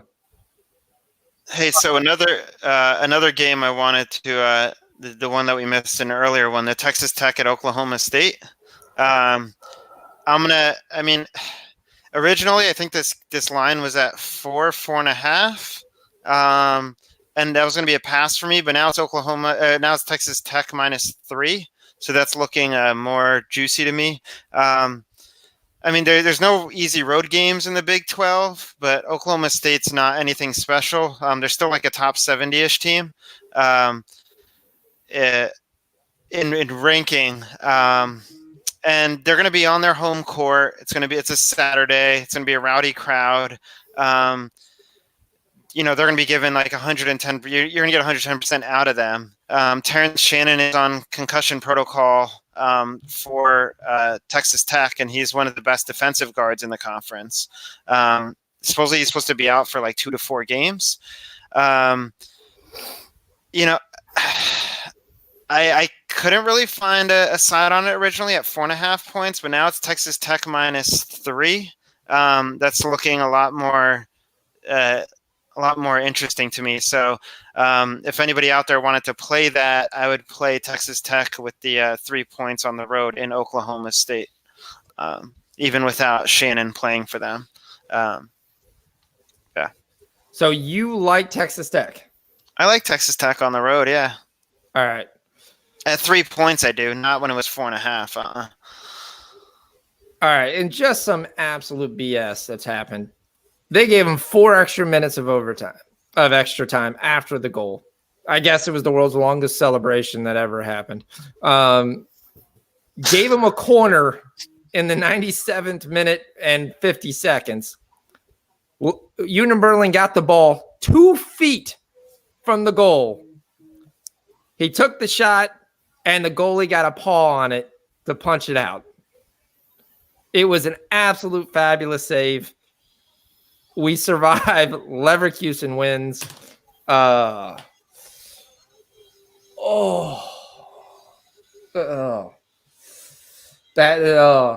Sorry. I'm going to take a minute here. So we're at Texas Tech -2.5. Yeah. Or it's -3 I have right now, but if you have 2.5, that's even better. Oh. Whew. Whew. All right, just to let you know, that was a premium play. That was out there, and I've been kind of snowman on the premium play lately. So shoot, I need to make sure that hits. So that hits. Oh, whoo, whoo, whoo. Come on, 4 minutes of extra time. That would have just killed me. I'd have just died. All right, Chef, you see any live option opportunities we got here? I was looking at Fulham, but they look like they didn't come to play. No, they did not. I had Derby pregame on the money line, so that's looking decent at the moment. What about jumping on QPR over 4.5? Where are they at? It's 2-2, 70th minute. Second half, both Stoke has been pushing forward. QPR kind of holding closer to the vest. I could definitely still see a goal in this game, though. Yeah, Stoke are pretty notorious for getting those 85th minute goals. What's the number? Damn it, just scored. You didn't miss this. This is the second time it's happened today. I was literally ready to give a live play of Lecce over 2.5 when it was 0-0. And they just scored. Yep. And QPR just scored. See, like I said, I had a good look. We paused for a second. Didn't happen. Getafe scores, makes it 2-1. Does Barcelona choke here? No. No. I feel like Barcelona's been choking a lot, haven't they, lately? Yes, they've been killing my futures bet. Every time I bet on them, I lose money. I'm like, fuck. They were killing my futures bet. And they really killed my Champions futures bet when they lost Suarez. And then they went out and bought no one. All right. Well, you hear what La Liga's letting them do though? What? La Liga's letting them have an extra month outside of the window to go sign a striker. How is that okay? Yeah, exactly. I mean, they're just like so desperate for Barcelona to be at the top. You know, it's ridiculous. They're letting Who are they going happen. after? I haven't even looked at the transfer window because I stopped once we get to February. Yeah. I mean, I know guys will sign and they'll sign for the summer and stuff like that, but I was like, who are you going to after an MLS striker? Everybody else is in league. You have to have somebody else unless you're going to grab somebody's kid or some older veteran that's sitting on a team and sitting on a bench. Right. I mean, the only thing I could think of you could go after would be an MLS player. Maybe someone in South America, but I'm not even sure what their transfer window is. And maybe somebody in Asia. Yeah, they were originally trying to get that guy from China, but they told him no. Well, yeah, you're halfway through the flight. Yeah, no. Turn around. I'm not sure a lot of people are rushing to go play in China. Yeah, I don't know who they're going to try to go get right now. I mean, no other club's going to let someone else go. No, I mean, unless you have a disgruntled guy or you're a free agent that's out there. But that's not going to be a solid guy. Unless somebody, you get some weird. The only thing I could see, if you had a guy who you were paying a lot of money to, and you're not a very good team, and he started fussing and making a fuss with this whole idea of I can get out of my contract, cut me, we'll walk through, and he thinks he can go sign a contract somewhere else. Reading just scored. That's the only. I mean, that's the only thing I could see. I mean, well, I was telling you before. I was like, I know you're running Fadi out there every week, but he's not doing anything. He's got one goal in the entire season. You got to get somebody out there who's a little bit more punch. Because you go through and you look at their lineup and you're like, there's nobody out there they can bring in. So, I mean, those three strikers play every single game. And they play 90 minutes. And they got to start thinking about the future. You know, I mean, Messi's 34, Suarez is 33, 32, somewhere around there. Well, that's where, I mean, they got to start thinking somewhere down the line that, Fadi's got to be the future. Guys for too much longer. But Fadi's got to be the future. He's 17 years old and he's playing in La Liga. I don't think he's going to be there much longer. He'll be one of those guys that stick around there until he's maybe 22, 23, and then he'll come get signed by, another team and go move on. Yep. We do got a question in the chat. Stu Chaos wants to know when the Europa show is. As far as I know, it's on Monday. Since it's coming back, it's usually on Mondays when the Champions League and Europa League's going on. Is there a Europa League this week? I didn't look. I know there's Champions League. Yeah, it's on Thursday. Okay. Yeah. So, yeah, I know they're generally on that same weeks. Salah starting, Firmino starting. Okay. You moved on to really what you're interested in. All right. Van Dijk is starting. Yeah. You're $14,000 on Liverpool to win $100.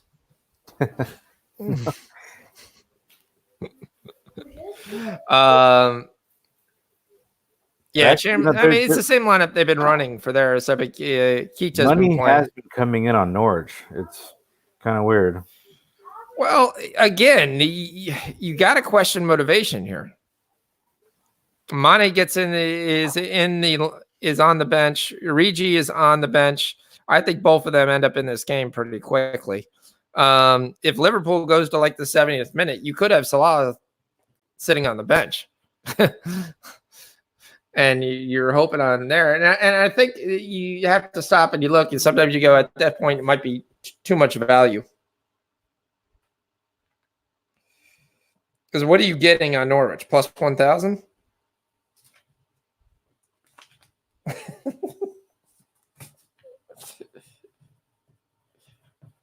Yeah, I probably don't want to. 1 second, guys. This is my wife.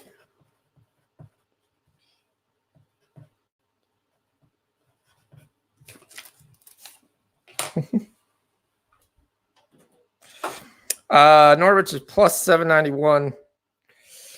Getting a goal and a half. It's tempting. Not enough tempting to actually take it, but it's tempting. Is that where you think? Also, I got to ask, why in the world is Tottenham minus 111 tomorrow?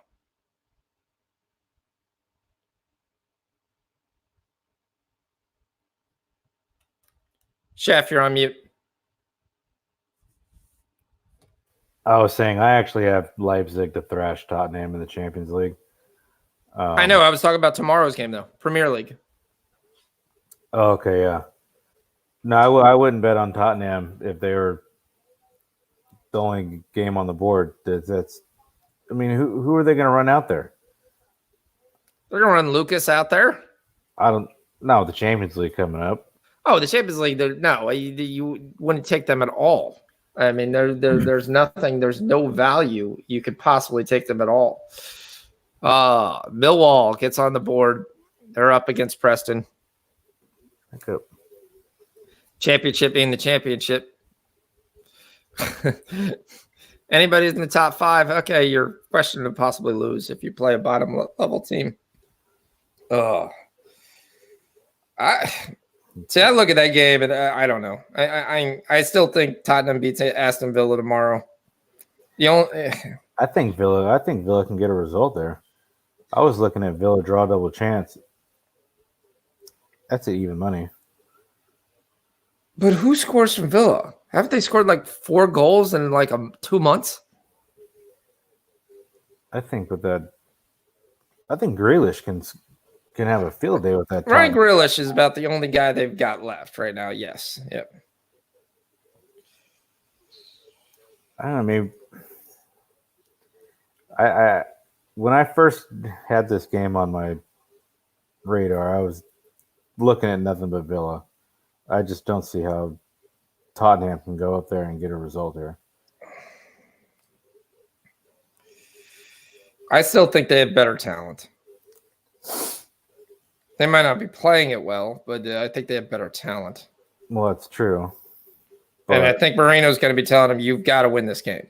This is a game you have to get 3 points.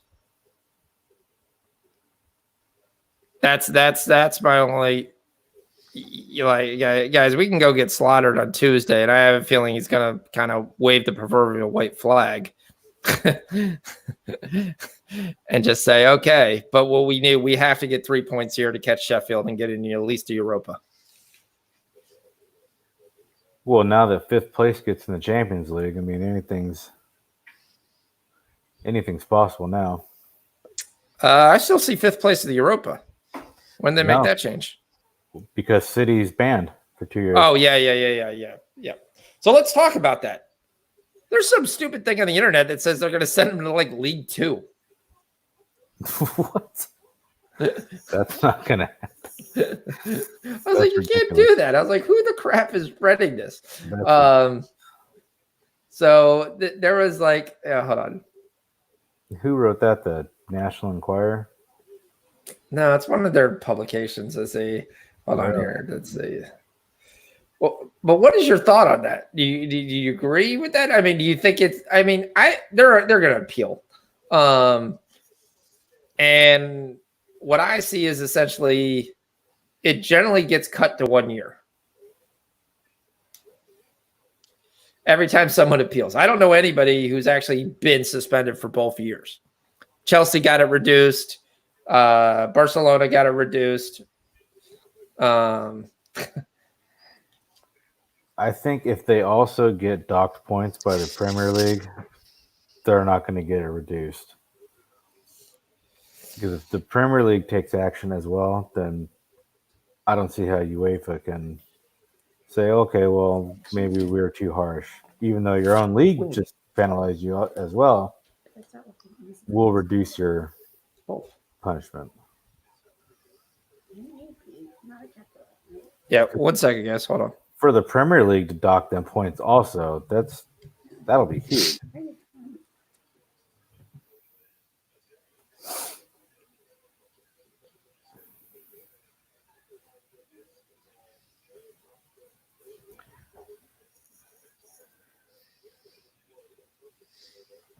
Maybe I can put Liverpool in a parlay with something.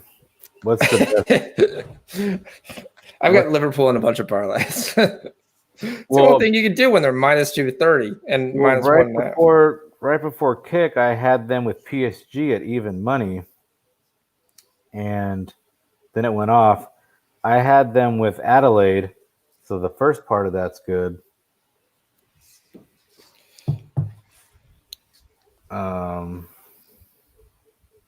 Yeah, the PSG game started, didn't it? Yeah. For some reason, I thought it started at 9. I lost track of time. Started just now. 11:30.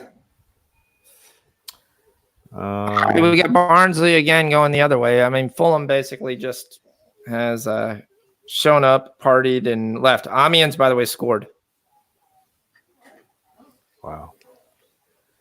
Well, it's good for my play, but not good for the under 3.5 because a goal in the first 10 minutes.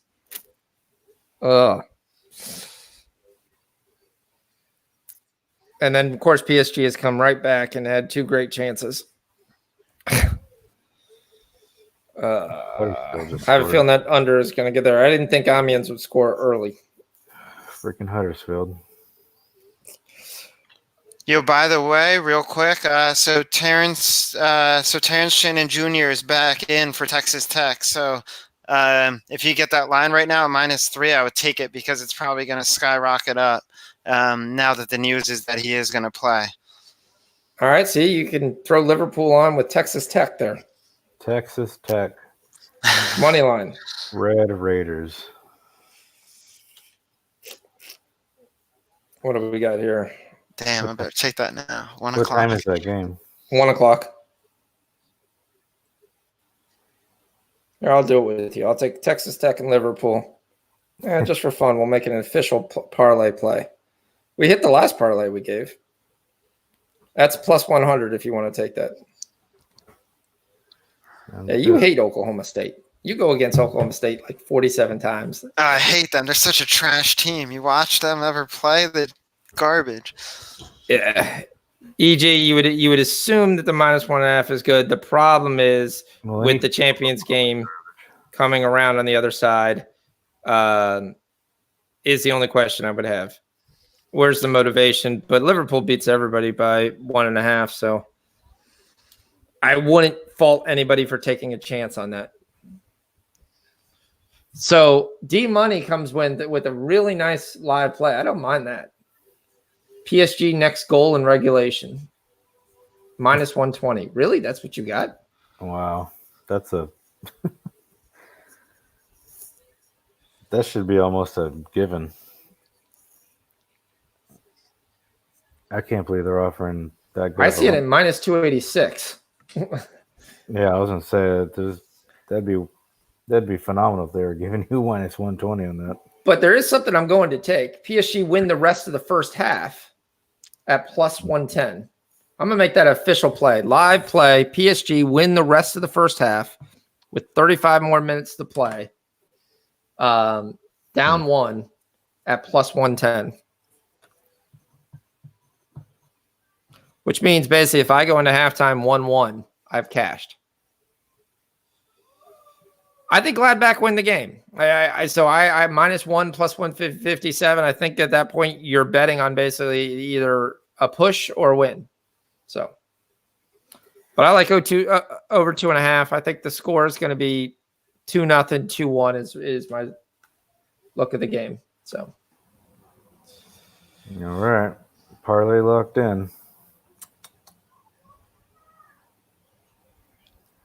The lineups are out for that Gladbach game. We're going to get Thuram and Stenzel up front. Zakara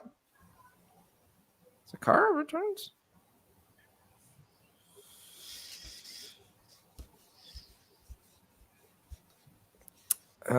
Please tell me Elisa Mbalo's on the bench. He is. Good.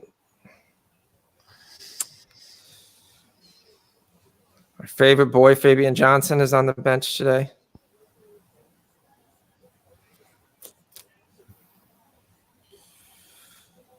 Defense looks solid.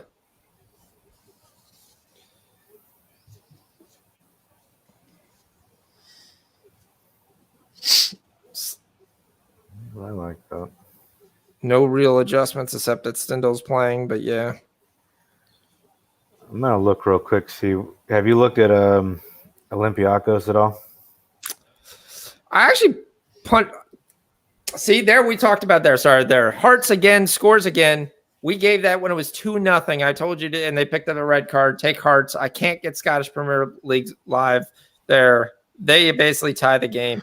I did look at a couple plays on Greece. I had that circled, but I didn't pull the trigger. I thought the line was too heavy. What do you have it at? Oh yeah, they're like minus like 1,000, but Yeah. Olympiacos at home. What's it, -2 or -2.5?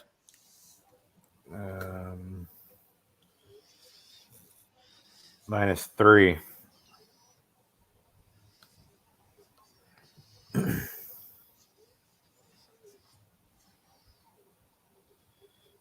-3. They always give you those minus multiple goals, which is just really difficult to bet on. Oh.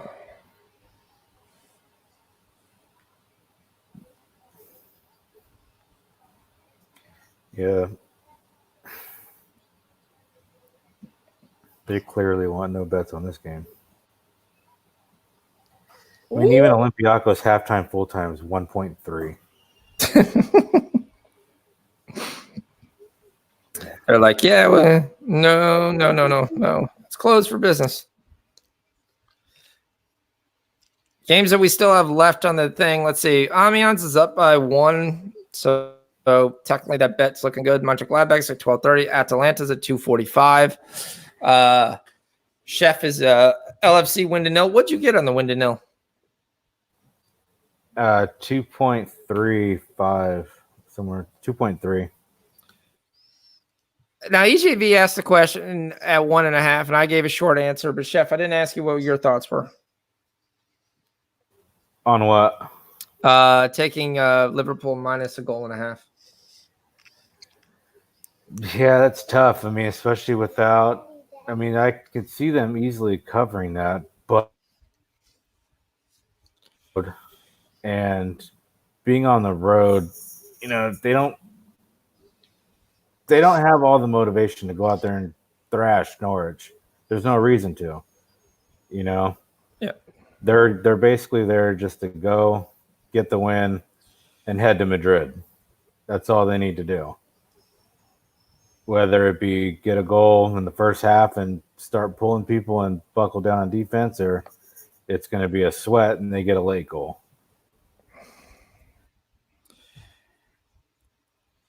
Yeah. Yeah, that's kind of the same read I have. That's the worry that I have with 1.5. I think there's actually a little bit of value taking Norwich plus the 1.5. Little bit of value. Yeah, I usually only like to take people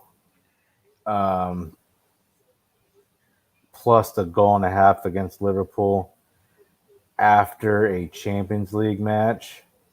But next week, Liverpool play West Ham, and Liverpool should actually thrash West Ham. We're going to do the QPR shuffle because we got another goal. Personally, I did take the over 5.5 after that last goal. So small win for me. I will say that. Yeah. Probably should have said that one out loud, but it was just a small, like beer money. Nothing big. And didn't have a high probability since we scored in the 92nd minute. All right. Since the goal they gave up, it's been PSG misses the goal. PSG misses the goal. PSG is a breakaway. Missed goal. PSG corner. PSG corner. PSG corner. PSG corner. Anybody sense a theme? I think PSG is going to tie this game up. And it's going to be a question of when, and not a question of if. All right. I know we didn't get into late action shocks. Let's break that down there before we get here. Because I know we left it off at Houston, SMU. Oh, I also want to talk MMA. Yeah. As I said, I don't cap MMA. I follow some very good people that cap MMA who tend to be winning. So I don't even count any of these MMA plays that we've been winning as any of my plays because they're not.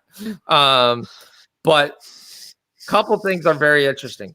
3 people I like and follow. One is Jay. Give Jay all the credit in his SBR article. Is there? The other is another guy is my buddy. And then my other guy is a guy I follow on Twitter, UFC Bro Picks. All have both dogs winning the last 2 fights. So interesting. If you want to take plus money or have a chance at there, it's very interesting. The consensus of what I look, they like Blachowicz to win. That was at plus 240. It's now at plus 200. They like Sanchez to win versus the flipper. That's the guy who just does flips for no reason. I know who you're talking about. That's so stupid. Yeah, at plus 145.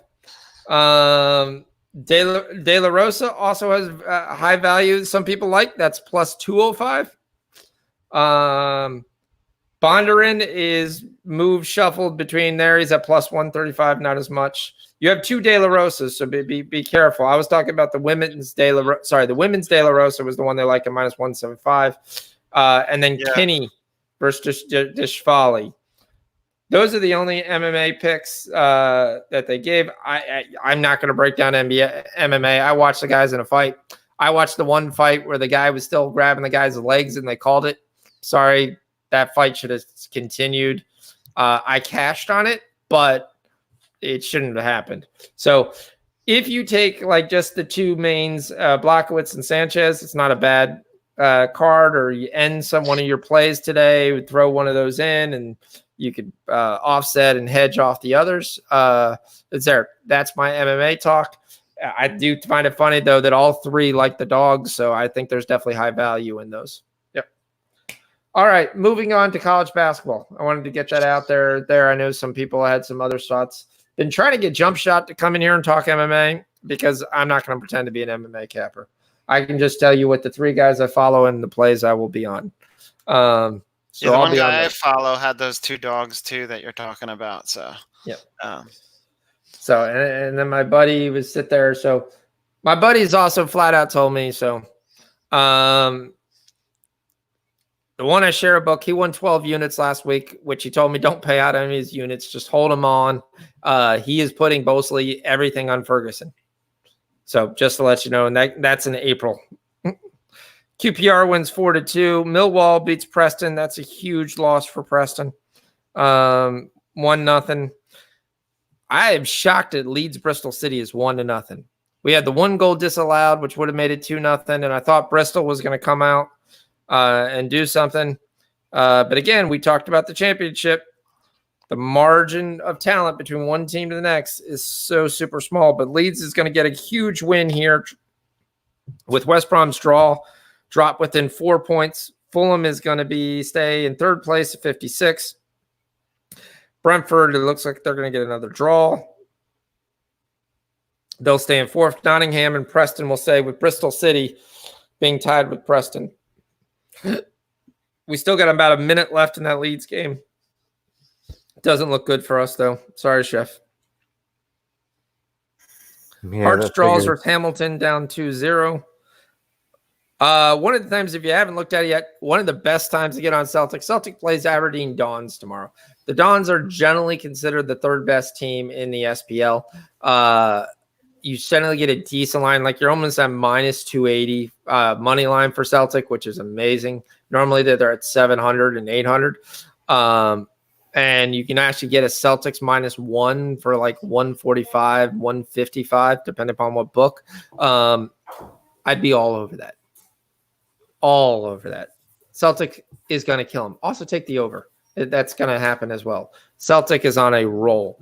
The coach they've got in there right now is an up and down guy. They're not playing normal Celtics soccer. So definitely a lot of positives coming from there. I would definitely be on that. That game's tomorrow. So, all right, moving on back to college basketball. Let's get into the 8 o'clock hour. Why do they do this? What? I've been cashing every freaking week, so I'm not really complaining. But Vanderbilt has everybody back, and you're going to give me 14 points again. Sorry, I did lose to Kentucky due to the world's dumbest play in the last 2 minutes. When it was a 6-point game, I lost a plus 12. Are they? Wait, have they been down?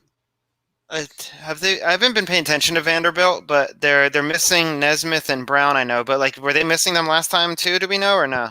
I believe they were missing both of those. Nesmith. Yeah, both of those were missing versus Kentucky. But okay, so they have been missing. They keep giving you double-digit spreads. It didn't work for versus Kentucky, but that was Kentucky. Yeah, see, it's that's the thing with Vandy. They hang around a lot though, and that's that's what it is. Like they love to just hang around. So yeah, I mean, and you don't know what type of Florida team's going to show up. Like you don't know if it's going to be again, Florida has a lot of talent, probably some of the most talent on the floor. But you know, those guys are just they're not playing up to what they're supposed to. So you don't know what Florida team's going to show up. I mean, I would take that point spread with Vandy. Yeah, they're there. We didn't even see it, but Huddersfield actually scored, Jeff. We drew. That sucks. So Derby loses. Bristol loses. You all right there, Jeff? Yeah, the day was looking so promising. Yep. Well, that's the thing. That 1-0 goal is there. Luton actually won a soccer game. That's amazing. That doesn't happen. No. That doesn't happen that often at all. Barcelona wins 2-1. They survive. Still on the Alkmaar game. PSG, Amiens, we're still sitting at 1-0. PSG is still constantly shooting the Therings. Just had a huge save by Amiens there. Would have tied the game.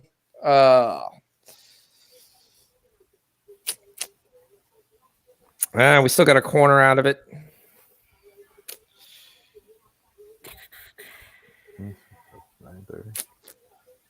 Yeah, I see. Yeah, I mean, Vanderbilt hangs around. I mean, that was the thing. I was 100% there. Vanderbilt plus 14.5, I think I'm going to take. That'll be one of my second official play. Vandy plus 14.5. I just like it. I don't think Florida stretches it out to that far. So,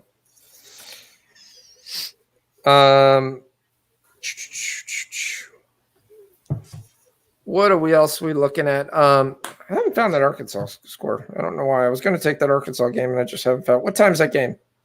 I found it. 1 o'clock. Yeah. Arkansas's at 1? Yeah, it is at 1. Yeah. Loyola, let's go North Carolina, Virginia.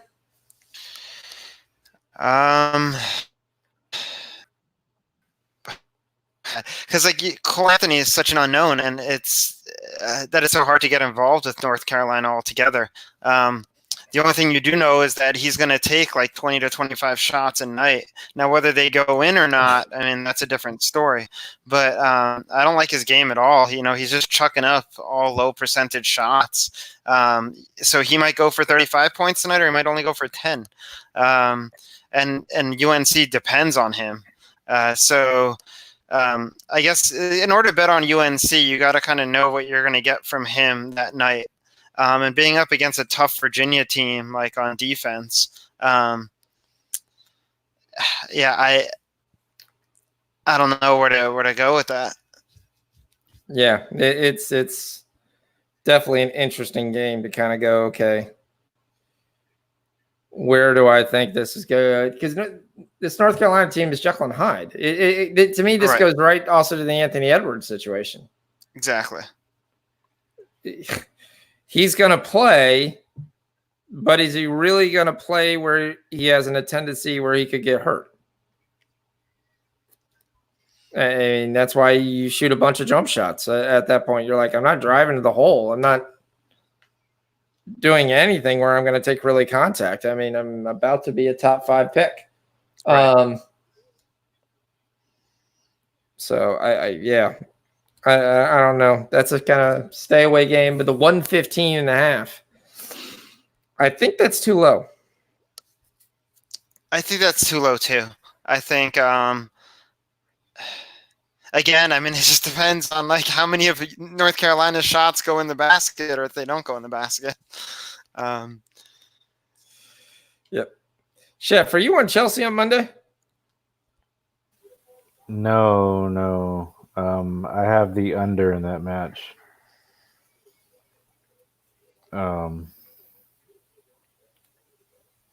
That's another one of those spots where they have no reason to push forward, either one of those teams. They both got United's got the Europa League coming up. Chelsea's got other issues to fix.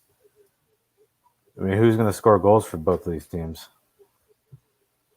Tammy Abraham's probably about the only threat. Yep. At the point. United are in complete disarray. Yeah, so I took the under 2.5. Okay, I could definitely see that. I mean, they're definitely having trouble to score. Live play, Amiens scored again. Yeah, that's disheartening. See, that's that bipolar PSG coming out. Yeah, it's but that's why I told you that's why I took the 1.5. That was my official play, and it was like I questioned. The only thing I don't like is I'm in scoring 2 goals. The under 3.5 looks like it has no chance because PSG is going to score. PSG is going to score, yeah. That's why I'd be really worried on my side on the under because I think it's borderline almost impossible right now to get it unless it ends up at 2-1. But yeah, if you followed me down the rabbit hole and you took Amiens +2, you're pretty happy right now. Plus the 1.5. So let's go. We got that under 136 in this Kansas-Oklahoma game. We're kicking off at 12 o'clock. Oh, it is 12 o'clock. We are kicking those off. Okay. All right. 1 second. They're missing shots already. I'm adjusting our soccer 2-4 so we don't look at the games that are already over. We've got a bunch of games kicking off. We got this Azia Alkmaar there. We're waiting to see if Malin is going to play today for PSV. We know if he plays, I'm on it. Step up. Yeah. Chef, one of the other games I called when you weren't here is I like this Rio Avenue Sporting over 2.5. Is that Portuguese? Portuguese. 40, 80. Rio Avenue's been on a tear. It's a big game for them. They're 3 points down in the standings from Sporting KC. I think they get 2 goals here. The history between these two teams are goals. I think we're in a good spot here to get some goals. I might take PSG +1 live. You know they're going to score. They're liable to come out and score 3 goals in the second half. Yeah. I was going to look at their bench to see who they have they could actually bring out because I think, though, they're starting everybody. Let me just slide that over. All right, so we got the 12 o'clock games kicking off. Let me just go to my favorite game, as always. We'll get to it. I got to go all the way to the bottom of the card. Mbappe is not even there. He's not even with Gonzaga. Gonzaga versus Pepperdine. Rematch of the game. Here we go. The last time they played, Gonzaga won 75-70. Slow down. That was at Gonzaga. I'm kind of shocked that on the road then they came out and gave him over 162. I'm going to give an official play of Zags under. Under, huh? Pepperdine, I think, flows at a slow pace. I just think it's too many points. Yeah. I think it's too many points at 162. And I sit there and I looked at their schedule. At Pepperdine is the reason I'm thinking it goes under. It's not going to go under by much, but I think it's going to go under. Pepperdine plays in that 130, 140 range most of the games. I know it's the Zags a little bit different, but I think 162 is too many points. That's where I'm going.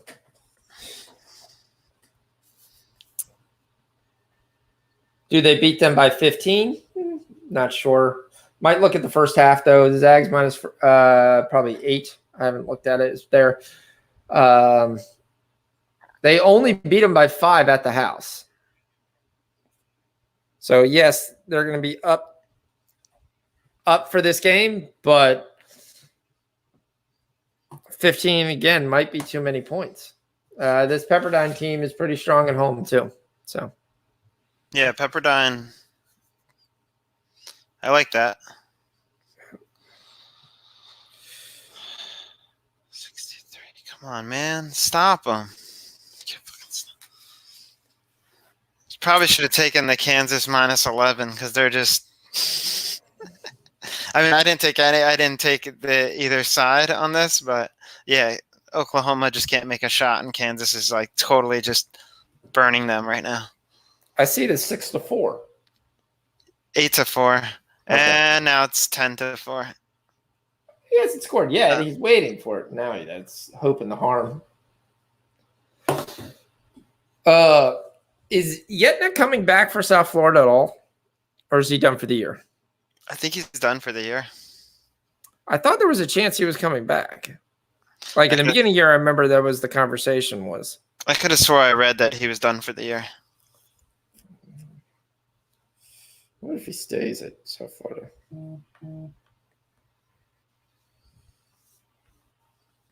Look at that. Kansas is actually able to make free throws. He's probably going to miss this one, though.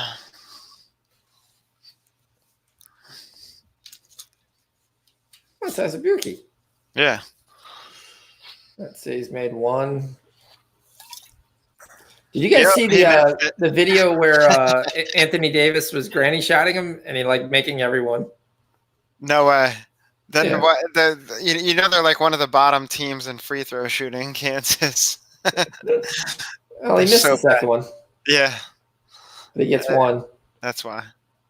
Here we go again. That's a bad shot. Oklahoma can't make a shot right now. Kansas is making it too difficult for them on defense. Well, that was, what, 8 seconds into the shot clock? Yeah. All right, there's the news that comes as a shocker. Sharif O'Neal leaves UCLA, and he goes to LSU.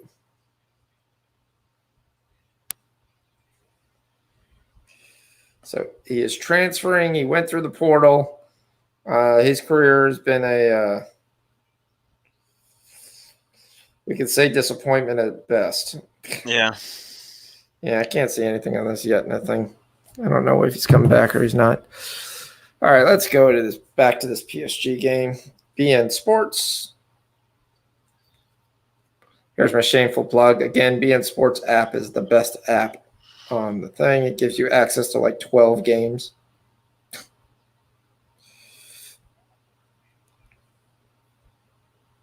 Come on, let's hit this under, baby. We're not on pace. We're not on pace for the under? No. Yeah, no. Yeah, we're not.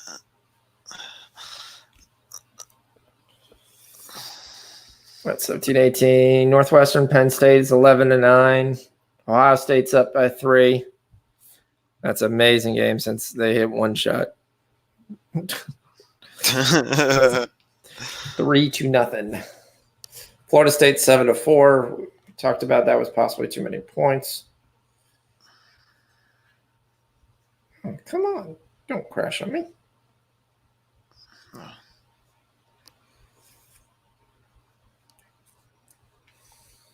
Oh.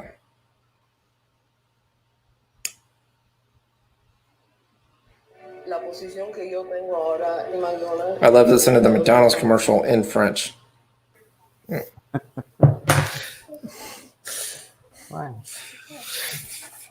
Totals are too high. Let's look. What is PSG Live? Although last time there were totals, I think I had the under in the Dayton game, right? Yeah. And at the half, if you were looking at it live, let's say it was under at 138. At the half, it was like 153 was the live total, and then somehow it went on a scoring drought, and I got the under 138. So anything's possible. Yep, it's definitely anything's possible. These teams can go on scoring droughts for like 4 or 5 minutes. And are you kidding me? One of my live plays, I hit the wrong button. I took the under 2.5 in Leverkusen, not the over. I hate when that happens. Yeah. It's like when you're not looking, you're just like, oh, just get it in, get it in, get it in. It's like, crap. I'm looking at this Club Brugge game, looking at a line. Well, according to Bet Online, Preston Millwall is at 0-0 at the half. I think I'm going to jump on Millwall at at a 1-0 exact score. Those who don't get the joke, the game has been over for an hour. Yo, when did Kansas play so up tempo at home? They're like freaking. They literally 5 seconds on the shot clock, and they're already putting up the ball. Not shooting well either. I mean, we're stuck at 9-4 here. Yeah, Another 2 minutes went off the clock. The under looks a lot better. No, don't make that. Don't make that. Yes. I'm on Oklahoma plus 11. Make the shot. Oh, are you? I didn't know you took Oklahoma plus 11. If you want to cry, you can look at the score. Amiens scored again.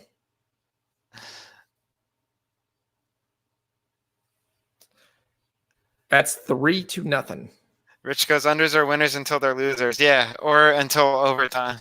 Agreed. Definitely agree. So from my perspective, that Amiens 1.5 looks like the gift.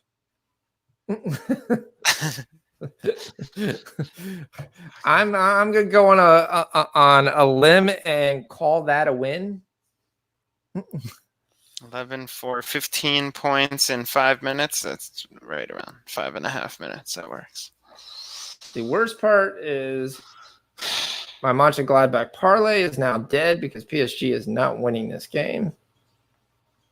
I've had to redo this parlay 3 times. Yo, who's this point guard for Kansas, man? The guy just races down the court. Slow down, buddy. It's not Dotson? Yeah, it's Dotson. Yeah. I couldn't think of the name. I can't read either without my glasses on, so I just see objects moving up and down the court. Oh, what a terrible foul. That was horrible.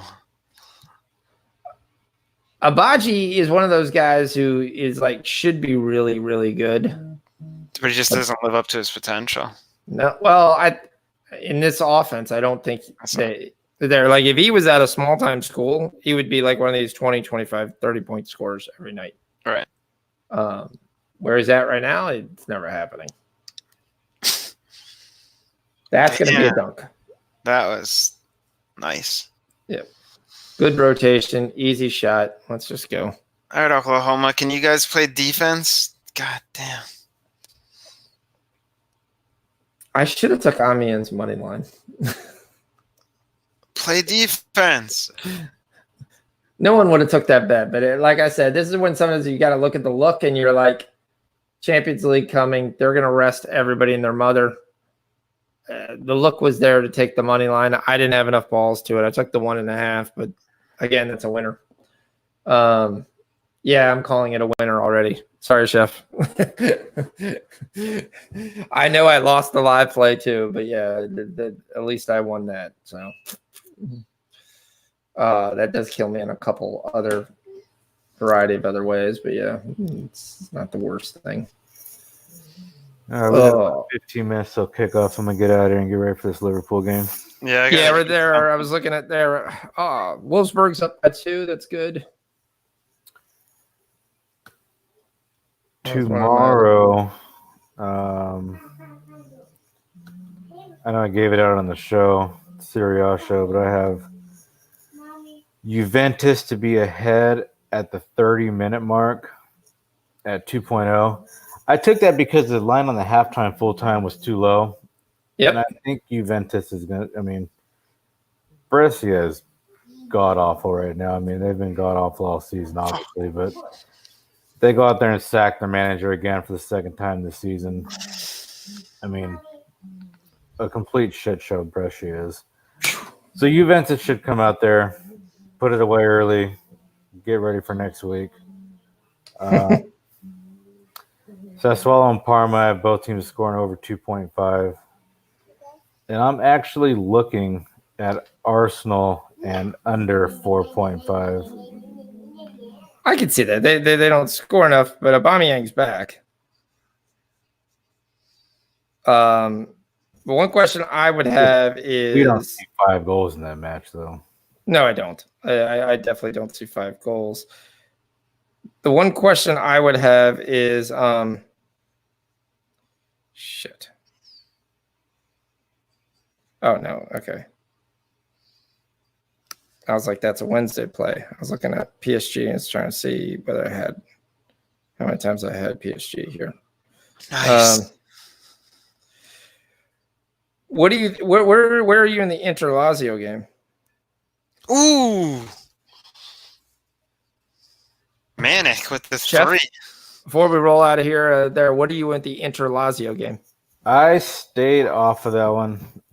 I just the autoplay for everyone looked like, both teams scoring over, but I mean, they're battling for that top spot. They're battling for top 2, top 3. I think that's going to be an incredibly close and cagey type match. I could see it going under. I could see a draw. And when you can make a case for all those different scenarios, it's an easy pass. Yeah. Yeah, my lean is to the over, especially with Inter still playing the backup goalie. The question I want to find out is Milinovic going to play? They had that cut match on Wednesday. And if they didn't play the entire first team, I would probably think differently. But they came out in that cut match on Wednesday and played their entire first team. Lukaku played, Martinez, Sensi, Barella. And they lost. And so, I mean, they come off that game with AC Milan. They go back 2-3 days later and play the same team. Now they're going to come back again and play Lazio. That's a tall order right there. Yeah, I definitely see that. I can see. That's why it was an easy pass for me. PSG does get on the board. Well, welcome to the party. Yep. So if you won the over 3.5, that cashes in the first half. Wow. So now we get to deal these fun little live lines with PSG of, do we take over 6 goals? Do we take over 5.5 goals? We cashed the other day when we did this. So let's see what we got here as a line here. Yeah, it's 5.5.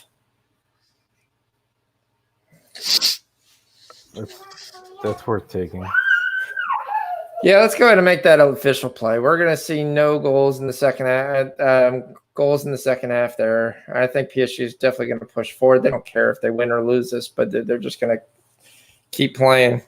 We're going to take over 5.5. Official live play. PSG over 5.5. Yep. At -120. We're going to get this back. I look at the stats. I look at the units. I see that we're still pushing forward.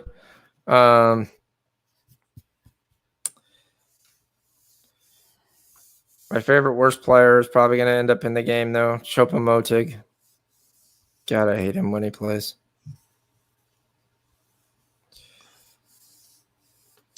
We're probably going to see the other 17-year-old kid, Adil Ayoshi. Man, that was a pretty good pronunciation there. I think it's close. Ayuchichi? How do you say that? I have no idea. Yeah. I wish Sarabia was in the bench because he's come out and played real well. I was surprised that they kept him out today. Basically leads you to play that he's probably going to be in the lineup for the Champions League.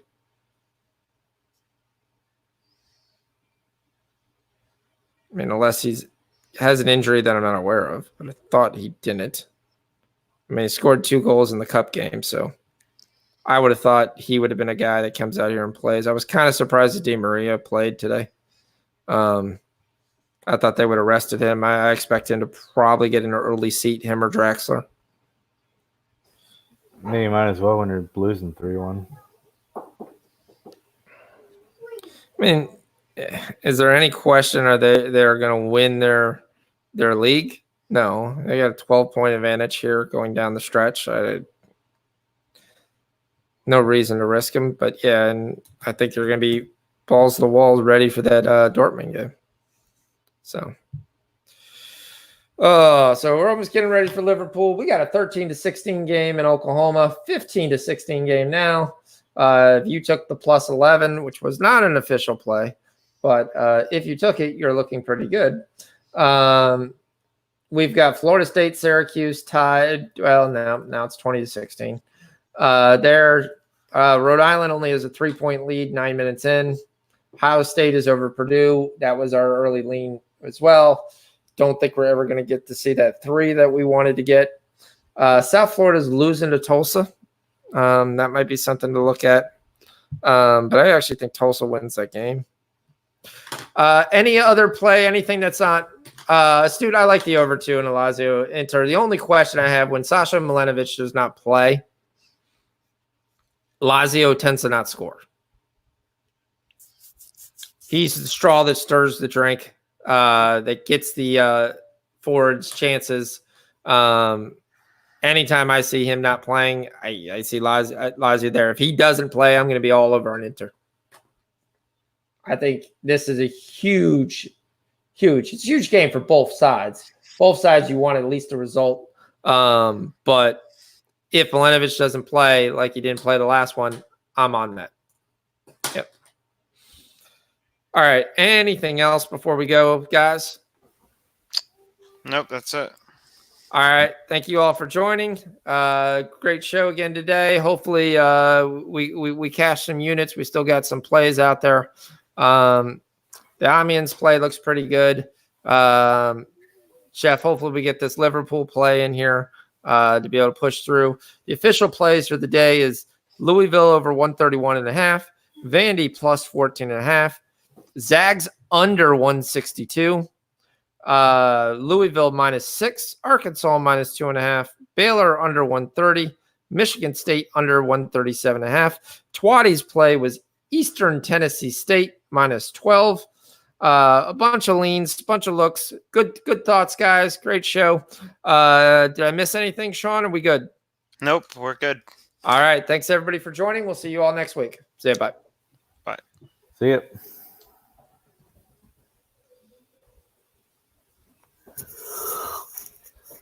Thanks, guys. How much you have on this Louisville and Liverpool? 400. Yeah. I can see it. I hope they got a score in the first half. It's raining pretty bad out there, it looks like. Yeah. I was watching them warm up a little bit on Premier League Live, but yeah. That's my only worry is if they don't score in the first half and they're going to pull, because I don't think Salah has no business playing this whole game, especially with the Champions League game. Maybe 60 minutes, see what he can do, and that's it. and then pull them and tell them, hey, have a seat. Thanks. Good game. Ooh, interesting. Hajduk split. Picked up a red card. Croatia. Yeah, I used to look at that league too. There's a lot of good ACA fillers in there. You take leagues just became you take Zagreb, and you just take them sometimes to kind of fill your ACA fillers. The only thing what people don't realize in the league, there's only 10 teams. Right. So it constantly looks like, hey, they're playing each other. No, there's only 10 teams. They're going to play each other every week. Well, best of luck. Hopefully we get this Liverpool. We need this. We need a win. Another thing after the lineups come out will probably be the Atalanta and Roma over. Yeah, I've got that as the official play, that over 3.5. I'm expecting Zapata to play. I'm expecting Ilicic come up there. That would be the one thing. So Stu Chaos says Mlinovic is going to play. I'll be off Inter, then I'll just take the over. Norwich is one of the most difficult places to come up and play, though. That's what I hear from all the people that I have in Glasgow and London. They tell me no one wants to come all the way up to play. They always play Liverpool tight, too. And Norwich at home, they've taken results from City, Tottenham, Chelsea, I think, if I remember correctly. It's all based on Pookie. That's all it is. I mean, they drew versus Crystal Palace. They drew versus Tottenham. They lost to Wolves. They lost to Sheffield United. They drew versus Arsenal. Yeah. They beat City. They beat Newcastle. They beat Toulouse. But that last win was until they beat Bournemouth last week. Right. Was like 12 games ago. But yeah, I don't know. That's the one thing I don't know. I also like Benfica, Braga over 2.5. Oh yeah, that should be a shootout match. Yeah, should be two teams coming there trying to get a result. Can't believe PSG basically did not show up. I didn't see that coming. I thought they'd win the game. Did I think they'd win by 2 goals? No. But I thought it would be kind of a late goal. All right. I'll give you all right. Yep. Take it easy. All right,